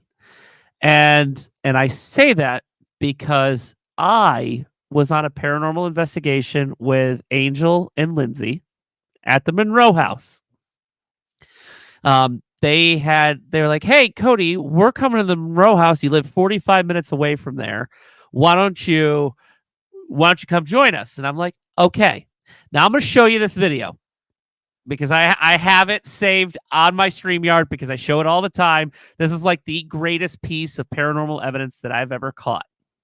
And I want Adam Kimmell to look at it and give his opinion on it. And then we'll go to the Predator conversation that we were going to go down. But I want you to see this video. So I'll set it up. We had been doing Estes sessions in the doll room upstairs. We had a cat ball on the Ouija board table for like 2.5 hours. And then this happens. So I'm going to play the video real quick. Where is it? It's right here. Here we go. Turn it on if you're going to make good communication with him.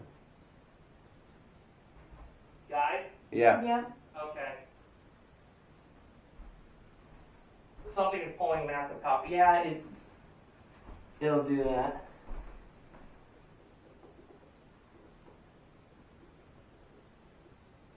Are you shitting me?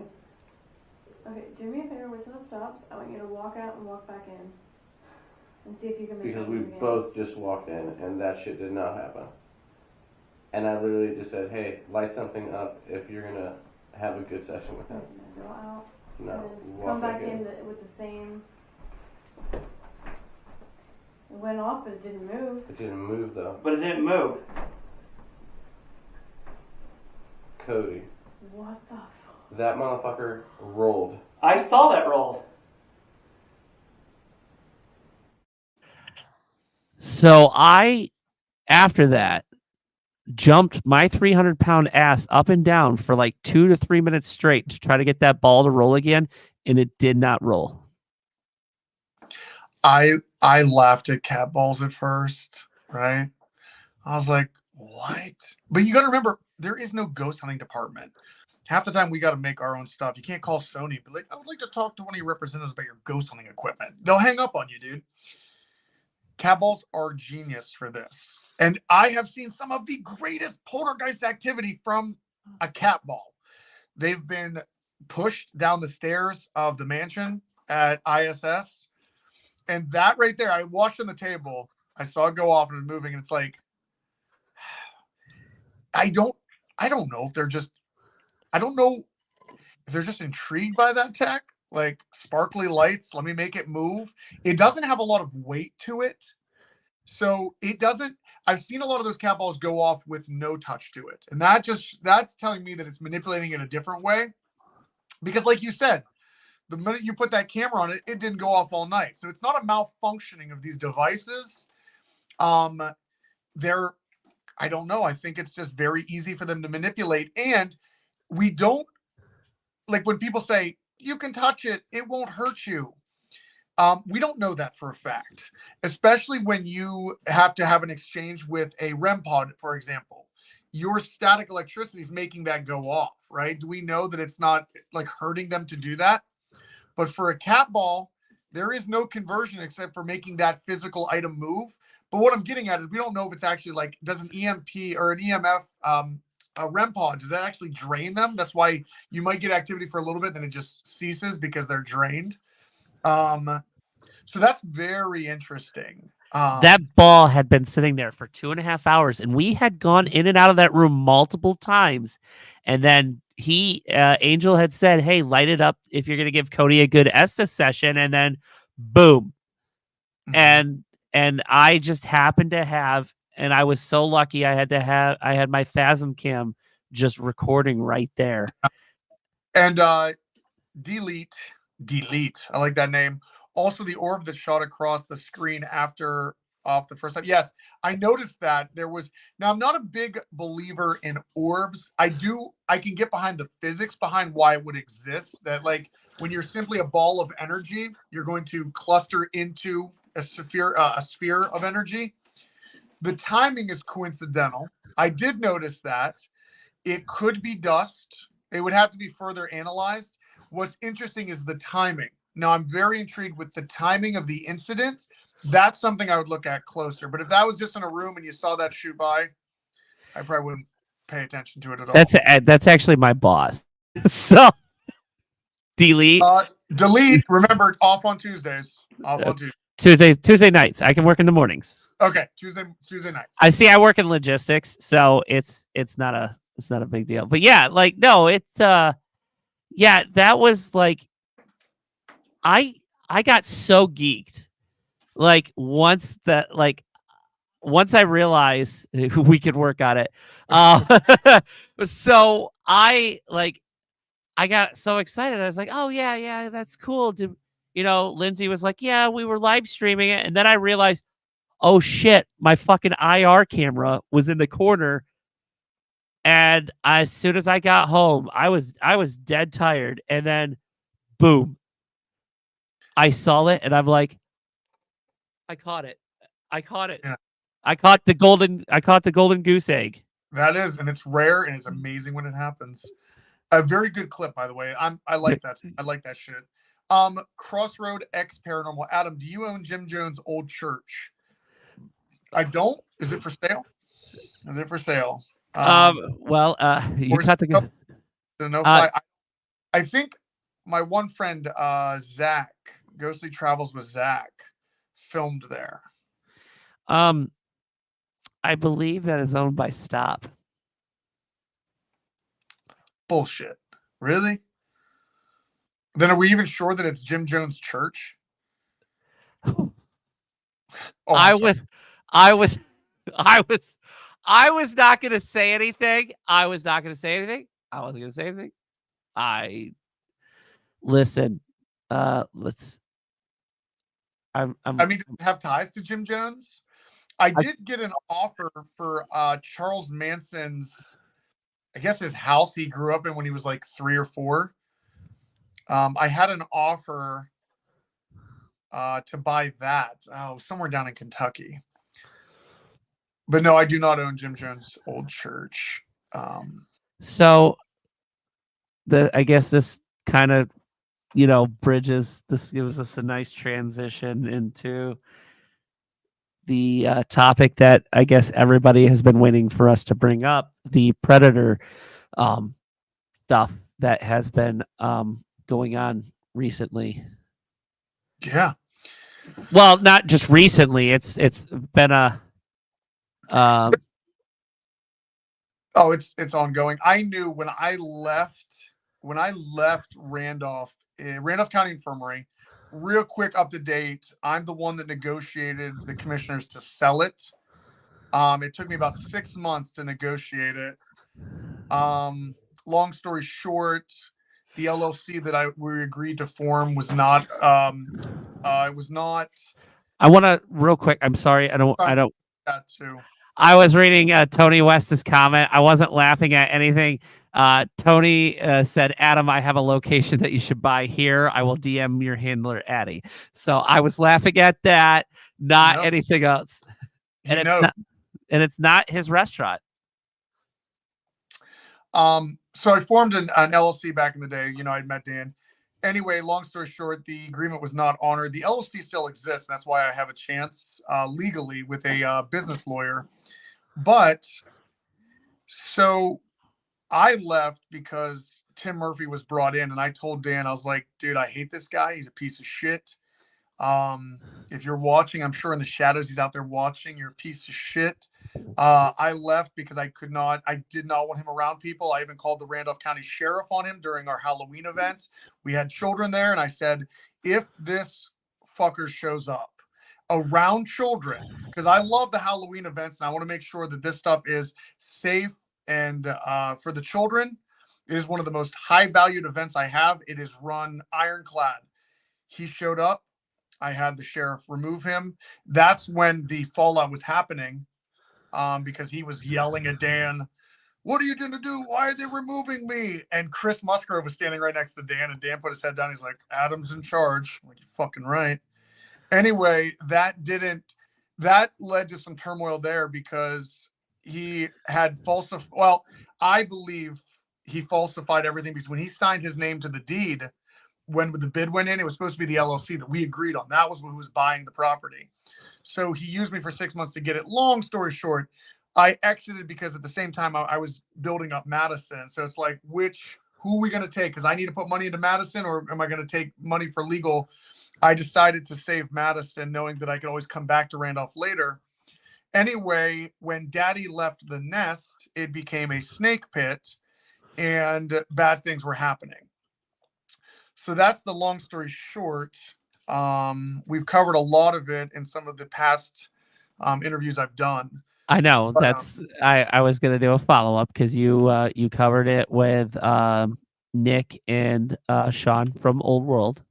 Love those guys. Nick actually helped me on a residential case actually last year. That's how I met Nick. But we also have something in common. We're both banned from the Bell Mansion. So there's that. So what happened at the Bell? I've never been to the Bell Mansion. So it's a beautiful location. Nick dated the owner's daughter. And that was just a toxic situation. And you could actually hear the whole story on Nick's podcast. He actually had me on, and we talked about it. I got banned because I was going to expose some things, people doing drugs and being intoxicated in front of guests. You can't have that. Can't Nope. have that. Nope. And I unfortunately had something happen in my personal life last October, and I had a brush in with the law, and I got charged. And I'm not afraid to say this. I got charged with a misdemeanor. It was a complete stupid situation, and I paid my price. It wasn't. It's just dumb, but it kind of. I got arrested the day I was supposed to meet with the owner of the Bell Mansion to discuss. And I know my boss is in here, and I'm like, listen, my company's already done a background check on me, so it's all good. Cody's a great guy. Delete. Yeah. So, no, no, it's just, I was supposed to meet with the owner that day. See, he said I could care less, brother. You got a good boss. We have good bosses like well, this. he just started. He actually just took over our branch on Monday, and we were kind of butting heads all week, but we kind of had a heart to heart this morning, so that's good. But no, so I was supposed to meet with the owner, and that person that I busted for being high and intoxicated in front of guests made up some stuff, and that led me to being kicked out as a volunteer.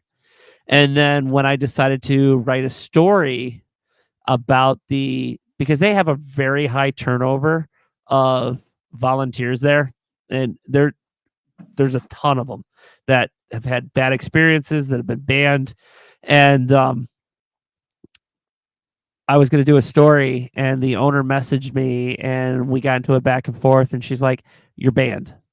You're done. No more."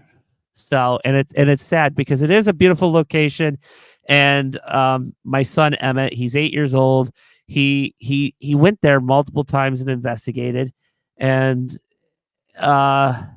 he can't go there either. He's banned as well because he's my son. So it's just a sad situation. There you go, Adam. That's your next building you can buy. You can buy the Bell Mansion. You know, it's always interesting with locations that do have turnovers. You know, in the beginning in Madison, I had a ton of people coming out to want to help. And my philosophy has always been very simple. I try to find people that the building calls. I don't do like interviews. You know, people come around long enough and it's like, hey, you really want to be a part of this. You either get it or you don't. It's a forever game.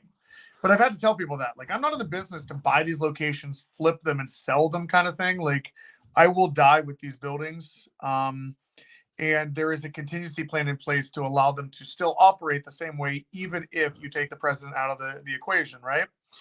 So you're looking for that forever crew, and that's always tough. You know, when I hear about properties doing a lot of turnover, I understand it does happen, and that sometimes comes down to like bad staff. They're just like, they're not really in it. And I'm not saying that's the case for this. So I'm just saying both sides. But when you have a property that's like constant turnover and it doesn't seem to stabilize, because it took a few years for Madison to stabilize where it's like amazing. Fairfield has been rough. It's, you know, it's getting to the point of stabilizing, but it's also different areas. So you're like, you know, it comes down to your demographics, people in the area. And I also look for people that are close by. I can't have volunteers that live 2 hours away because that's just, they may be the best people ever, but like, how often can you be out? That's a lot to ask for someone to do a 4-hour round trip. So, you know, you got to find a certain proximity. But yeah, that's interesting, you know. And it seems like when volunteers leave, there's always like, it's always in some grandiose fashion. And there's always a Facebook post or some kind of, but like, 2 days prior to me, 2 volunteers had quit because they got removed as the social media people, and it's sad because the Bell Mansion, 2 isn't, we're at an hour and 49 minutes right now. Somebody just said 2 hours isn't far. Okay, I'm sorry. 2 hours. Never mind. It's been a long day. I have been up since 1 o'clock in the morning. So I actually worked this morning. So these people left because the Bell Mansion has kind of shifted from the paranormal. They still have the paranormal stuff, but they're really pushing like weddings and being an event center. And it's kind of pissed a lot of people off that are volunteers there because they're there for the paranormal, and it's still part of it, but it's not the main focus. But unfortunately for them, the paranormal was the moneymaker.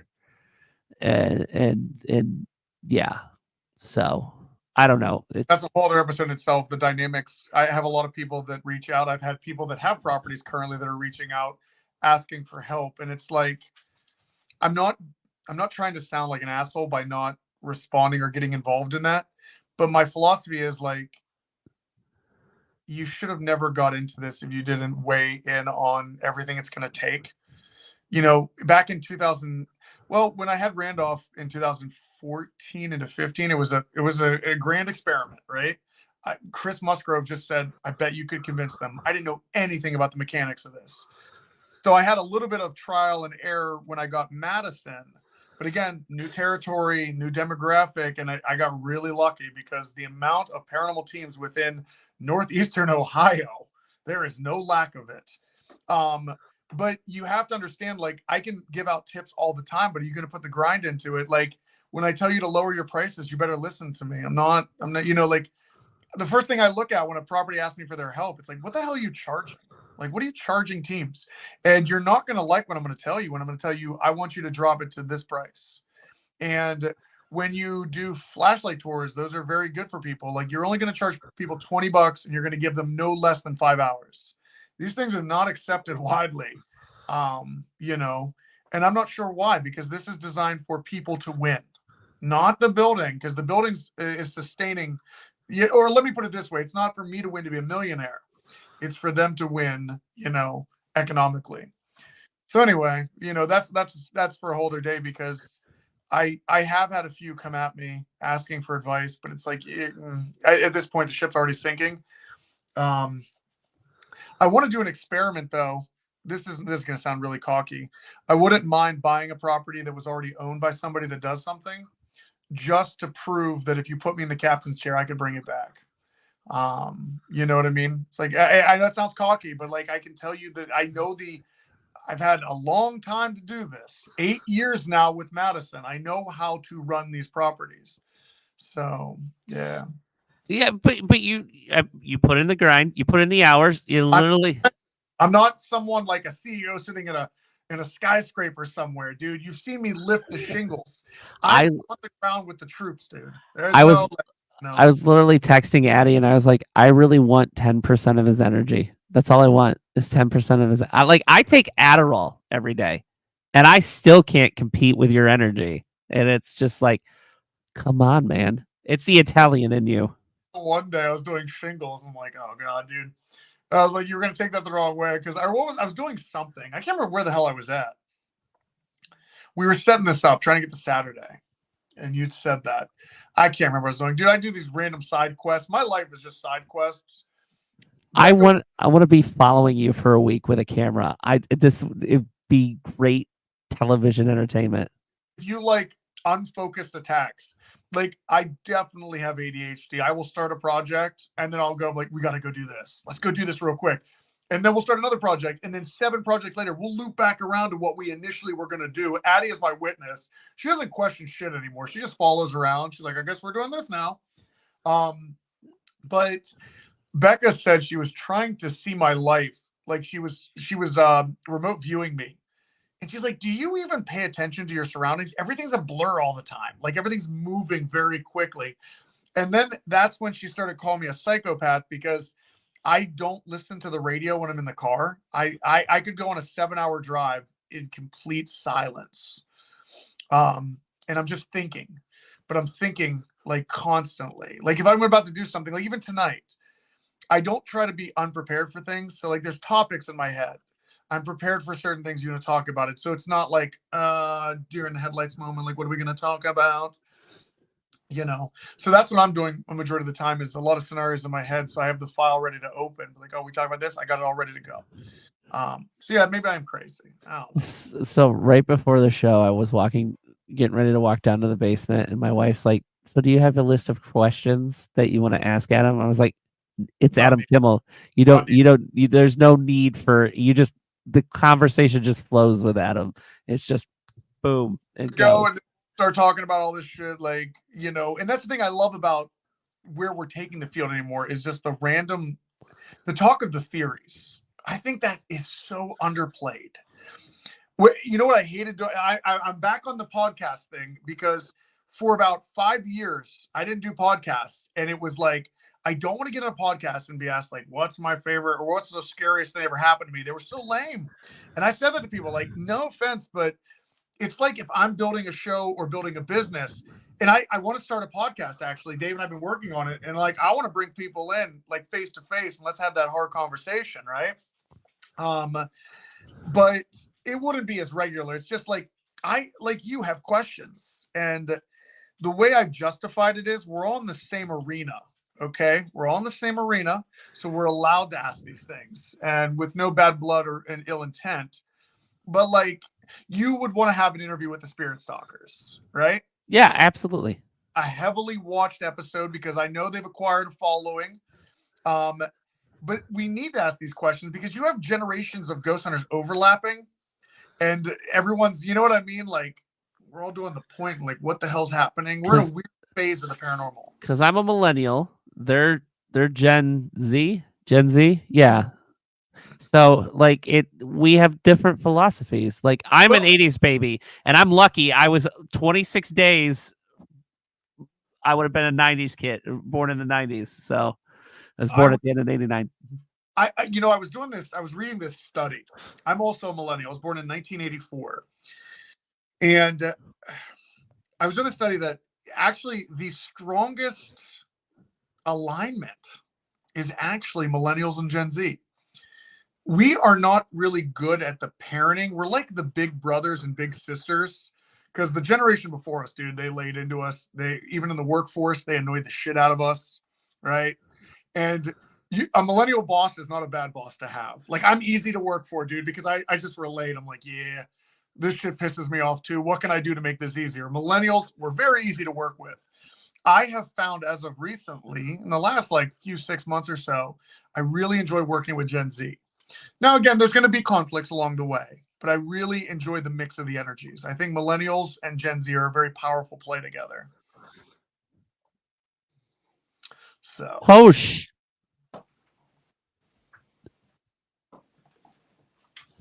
That sounds like gunshots actually outside my house. That's awesome. Or is that fireworks? I don't know.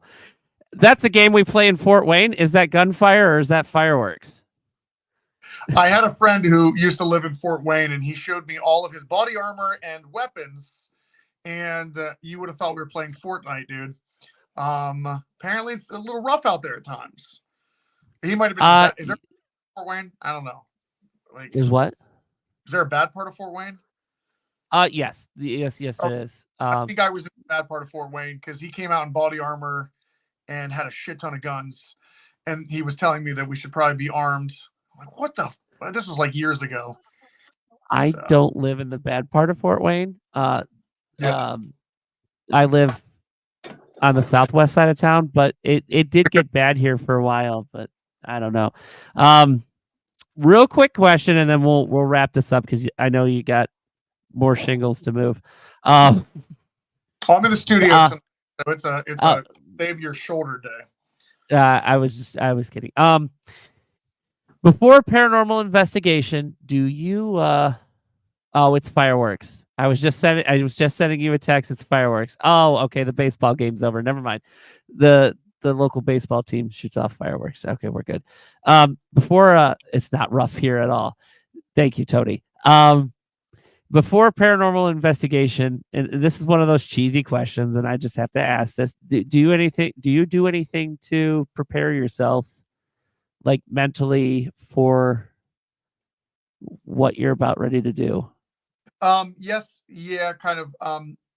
When you investigate and you're doing it to document, like there's a difference between filming a ghost hunt and just ghost hunting, right? So my checklist is making sure that I have all the camera equipment ready to go. I have a somewhat game plan. Becca's the only one that's left in the dark because she's our psychic. She's the only one that like she knows where we're going, but she's not one to Google anything. But other than that, she's not in the process until we hit the ground and we, that way. So that's mainly where my head's at. I do have a gameplay of kind of how I want things to go, but as you know, when you start investigating anything on paper, throw it out. It's just a structure that I know how I want to attack. So we're not there for 20 hours. It's like, I'd like to touch this room. I'd like to touch this room. I'd like to possibly see if this is still here. That's really all I do. I do not use any kind of protections or sage or anything like that. If that's leading into it. No. I listen, like I'll crank up some Metallica before I go into or something like that. Yeah, usually 3 days before equipment. I'm doing a massive equipment check to make sure I have everything to go. Taking a little bit of notes, maybe a little bit on the history of the location. Not that I really care because that pigeonholes the investigation. And what does that history really provide to a location that's been around for 170 years? Like, it's like 1% of what happened there. But just so I have a general idea of some names, and that's about it. So I'm also looking over here at TikTok because Dr. Ken T is actually in the comments. Yes. He's like, I normally just try and get enough sleep. Yeah, that counts. Yeah. So Father Ken, dude, incredible individual. I shout him out all the time. When I was trying to find demonologists to bring in, and I actually need to specify that I'm looking for demonologists that are in the creator content stuff that we're talking about. And I was headhunting and it was crickets out there. Like I couldn't, I had some names I was trying to reach out, but no one was coming forward. And I wanted to have a head-to-head debate of like, what are you doing? You're using this as clickbait. You're scaring children. Like, and I have to face the consequences when kids come in and they're terrified because they think there's stuff like that going on. And Father Ken messaged me and he was like, starts off with, I agree with you 1000%. And I read his message. And I was like, damn it, why do you have to be so cool as shit, dude? Like I'm out here headhunting and I found one of the coolest dudes that I'm like, and he's like, it shouldn't be mixed and all this stuff. And everything he said, I was like, yeah. And after talking with him on that, I just kind of let it down. I'm not going after it anymore. He restored my faith in it. That's why I'm not as heavy. Like I can say that I don't believe in demons. But I cannot confirm or deny the existence. I was raised Roman Catholic. I know the whole setup. But I was Lutheran. I'm watered down Catholic. It's okay. Yeah. So I understand. It was just always intriguing to me that the people that were doing that, I'm like, well, are you very religious? Because if you were religious, I don't think you would be doing this. And if you really encountered a demon, like a biblical demon, these things are devastators. These are destroyers. Why would you keep dabbling with it for some views? Like, you know what I mean? Like if this stuff was really happening, you wouldn't want to come face to face with it. It would ruin your life. I'm married to a demon, but it's okay. We all have our attachments. But Ken said, yeah, he said, but you're never more than likely ever find a demon on an investigation. Like, come on, amateurs. Right. If the existence was there, again, I cannot confirm or deny, but I do not believe we're going to find it at little, rinky-dink haunted places. I would imagine perhaps this is my, controversial mind that maybe the Vatican, you would think, what would it want to infest? It would want to get close to the Vatican, things like, you get what I'm saying? Like, that's where I would feel the White House. Yes, the White House, targets of extreme interest. Then you would have people maybe under demonic possession that are infiltrating things of high caliber. They don't care about ghost hunters. They don't. Coffee shops. Yeah, coffee shops. Yeah.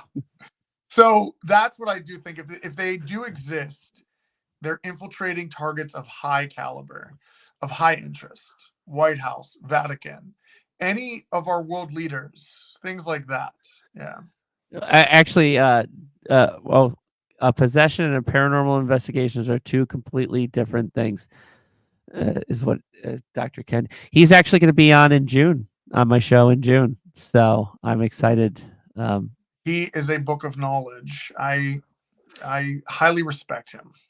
I am actually studying to quiz him, so that's going to be. I just got the book of demons and demonology, and I'm going through that. The A through Z book. It's got pop-ups. So throw me one last hardball before we wrap it up, Cody. Oh, dirty with it. Oh, so I don't know what to ask. That's the thing. We've been doing this for 2 hours now, and we've covered kind of rattling lightly. It was a nice night. It was a nice night. You never know how these things are going to go. You know, like when I was on Carbone's show and Sean, dude, I didn't know where the show was going to go because I didn't know where people's social politics were in the game. Everybody's intertwined, right? And I had been attacked by Brad Ferris, call me a cult leader, right? And I'm friends with Brad. Right. So it's like, it's not that I want to hate Brad. Like, honestly, I think what's crazy about that situation, the more I started reflecting on it, I kind of felt bad because the girl, Clarissa, which, by the way, she deleted me off of Facebook because she thinks I'm the one that was feeding you the videos of their podcast, which you knew you weren't. And I wasn't. That's the thing. I wasn't. I know. Haha. You were not the one. You were not the one. But I have been vindicated. I think with her, the more I reflected back, I was like, shit, I went a little too hard. And I mean, they did call me a cult leader and said that I was like, you know, sexually assaulting people to keep them in line. Oh, like, pardon me for, you know, retaliating. But I listened to Clarissa. The more I listened to that clip over and over that Daddy sent me, it was almost like he was being coached, like by Clarissa to say those things. Like, what do we call when it happens like this? And then he was answering it. It's like she wanted him to say it first. And I was like, man, you feel like a little hostage video, like you're being coached on this shit. I feel like syndrome. What's that? Stockholm syndrome. Yeah. And I feel like Brad got himself in too deep. Maybe like he liked Clarissa and he's like, maybe hopefully I'll get to date her. And then now you're just in this web of a podcast where you're like her mouthpiece, like to start shit with people. And no, I'm not going to play. Listen, I like Brad. He is a very solid. And he probably is. He's a solid investigator. And I like, if I had shit going on at my house, he's one of the people I would call. And I feel like he found himself in a situation. It was just interesting. It came out of nowhere. Like, it came out of nowhere. And I don't know if I upset them or something. Because it was definitely unprovoked. And well, I think it's the whole save the old properties stuff. Yeah, and I have a theory to this. People don't care about what's happening. Like, why I stopped talking about the scenarios, because no one cares who owns a property. You could be blue in the face and say that I'm not affiliated with, what's the one again? In Fort Wayne there? The Bell Mansion. Bell Mansion. I'm not affiliated with it. I don't like who goes there. Dude, 90% of the community does not care. They do not care that, you know, Cody Sharp had a bad time. They want to go there and investigate. That's really, it's kind of selfish for the paranormal. Even when I was like, hey, Dan's a piece of shit. He's not putting your money back in the buildings. And if he says he is, it's quite an illusion. Like, all this stuff. They don't care. It's like all the teams that invested in Madison and all those memories. I'm just a temporary piece. The building's forever. And I think why no one cares about getting into the dispute is because of that. So yes, Brad probably really enjoys the properties, and they are. Randolph County Infirmary is incredible. And I would never tell anyone, you know, not to investigate it. I got to give the warnings. Like, I don't think I trust the people on the helm by any means, but that building's beautiful. It's extremely haunted. When you look at the underground, again, that's what they care about. They want to go to the location. They don't care about you and I or what we got to say. I think that's where he was coming from, because he's like, well, hey, if that building's getting a bad rap, I love the building. It's not the owner I think he's thinking of. He's thinking of the building, you know? So. Yeah. And here's the thing. The Stone Mansion got hit by a tornado back in March. I did a fundraiser, sold K2 holders, and I helped at the cleanup day, and I got to tour Randolph. I've never been, and I was only there for an hour, and it was the middle of the day, and we had stuff happening, and I mean, it's a beautiful building, and I really would love to go investigate there, but with kind of the stuff that's come out lately, and I'll be transparent. I have sent messages to it's Katie at Save the Old Properties. I was like, you guys got to have some damage control, and you got to, I want to help. Like I want, because I don't want to lose paranormal locations. I don't. They collapse, you won't lose it.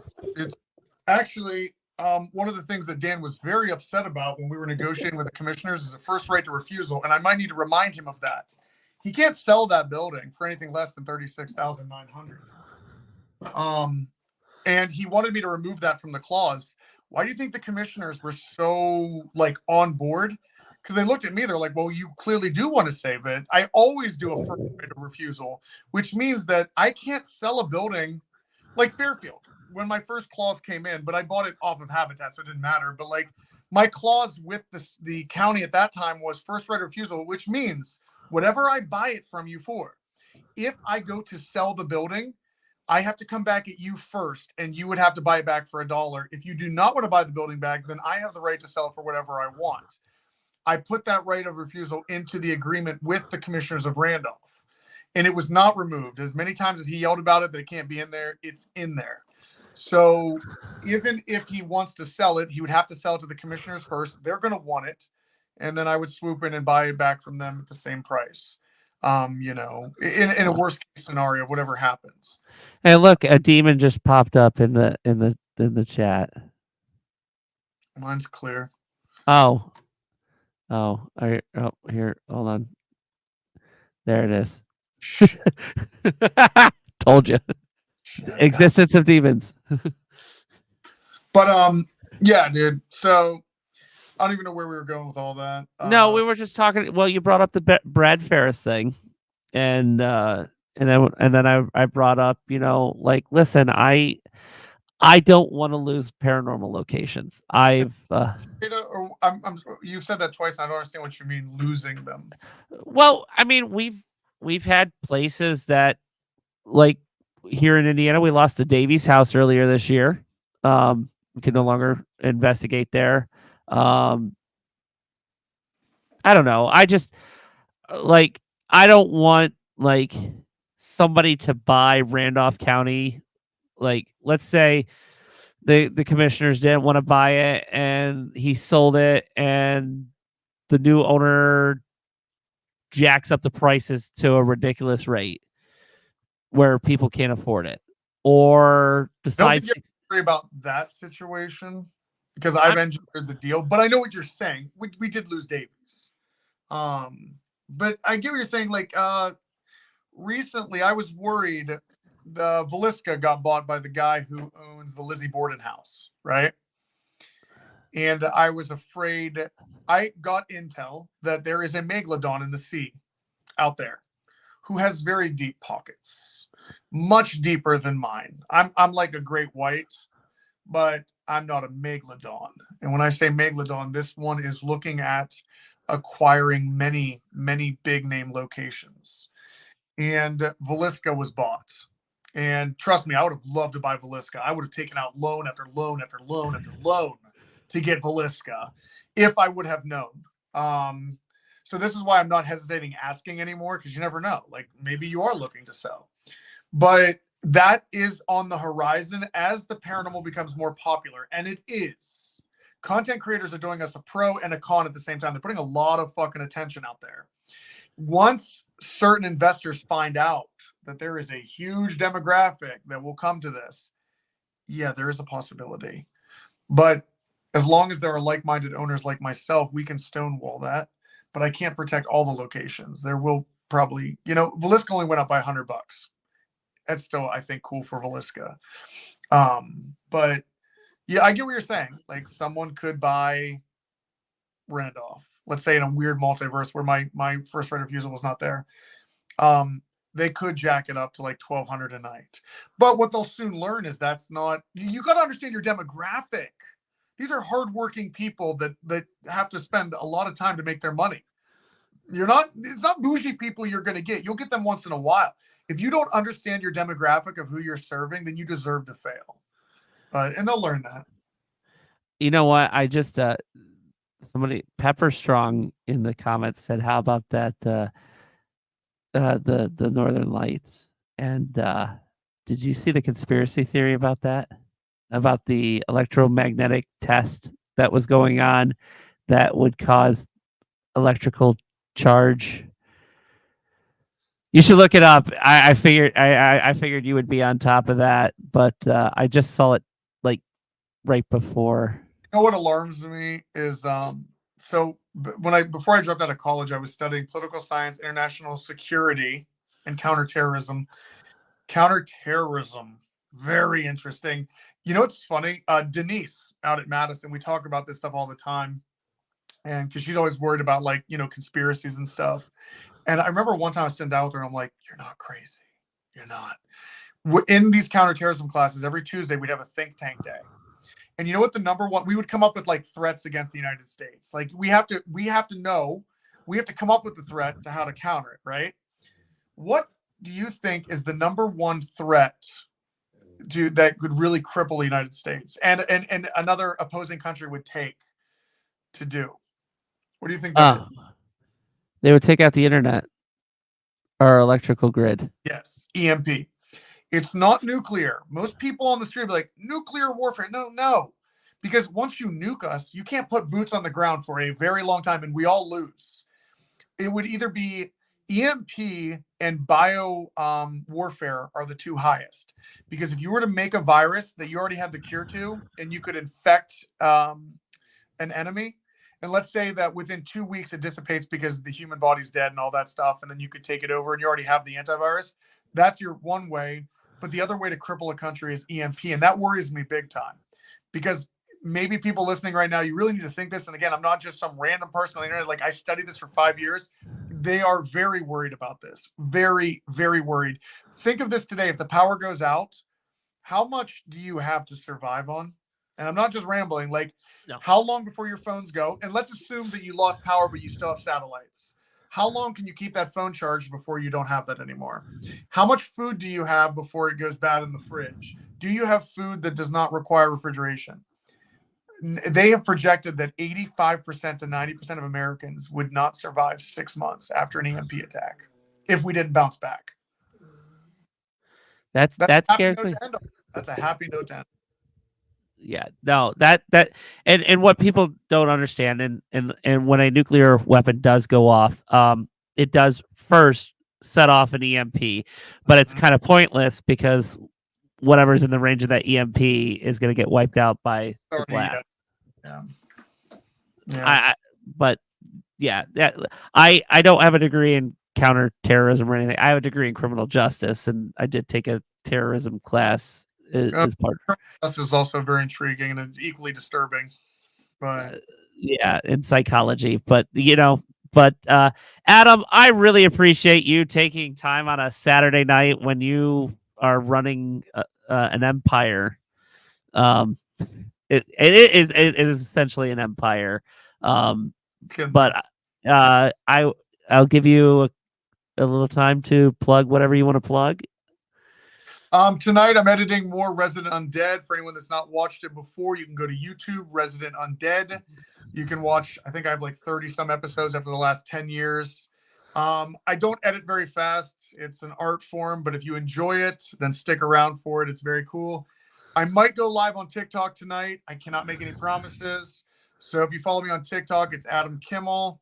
Or I might be doing some editing. We'll see. I got to balance all this stuff. Madison Seminary, Fairfield County Infirmary, Indiana State Sanatorium, Billy Creek Village, Stark Saloon, Pine Lawn Manor, and Old City Jail. Those are the 7 under our management. You can find all the Facebook pages. Actually, just messages of one, and you'll find all of them. So if you're looking for good places to investigate. Other than that, Cody, thank you for having me on the show. It was a very good time. I was excited that I finally got to have you on here, and yeah, and I can't wait to actually meet you in person next month at Good. it's gonna be we're gonna have a party, and I'm gonna be live. By the way, I am gonna be live. Um, I'm gonna be doing a live show at. Yeah, go live the whole time, man. That's that's what pretty much I'm gonna do. I got my 4K camera hooked right into my laptop with my microphone. It's a good time.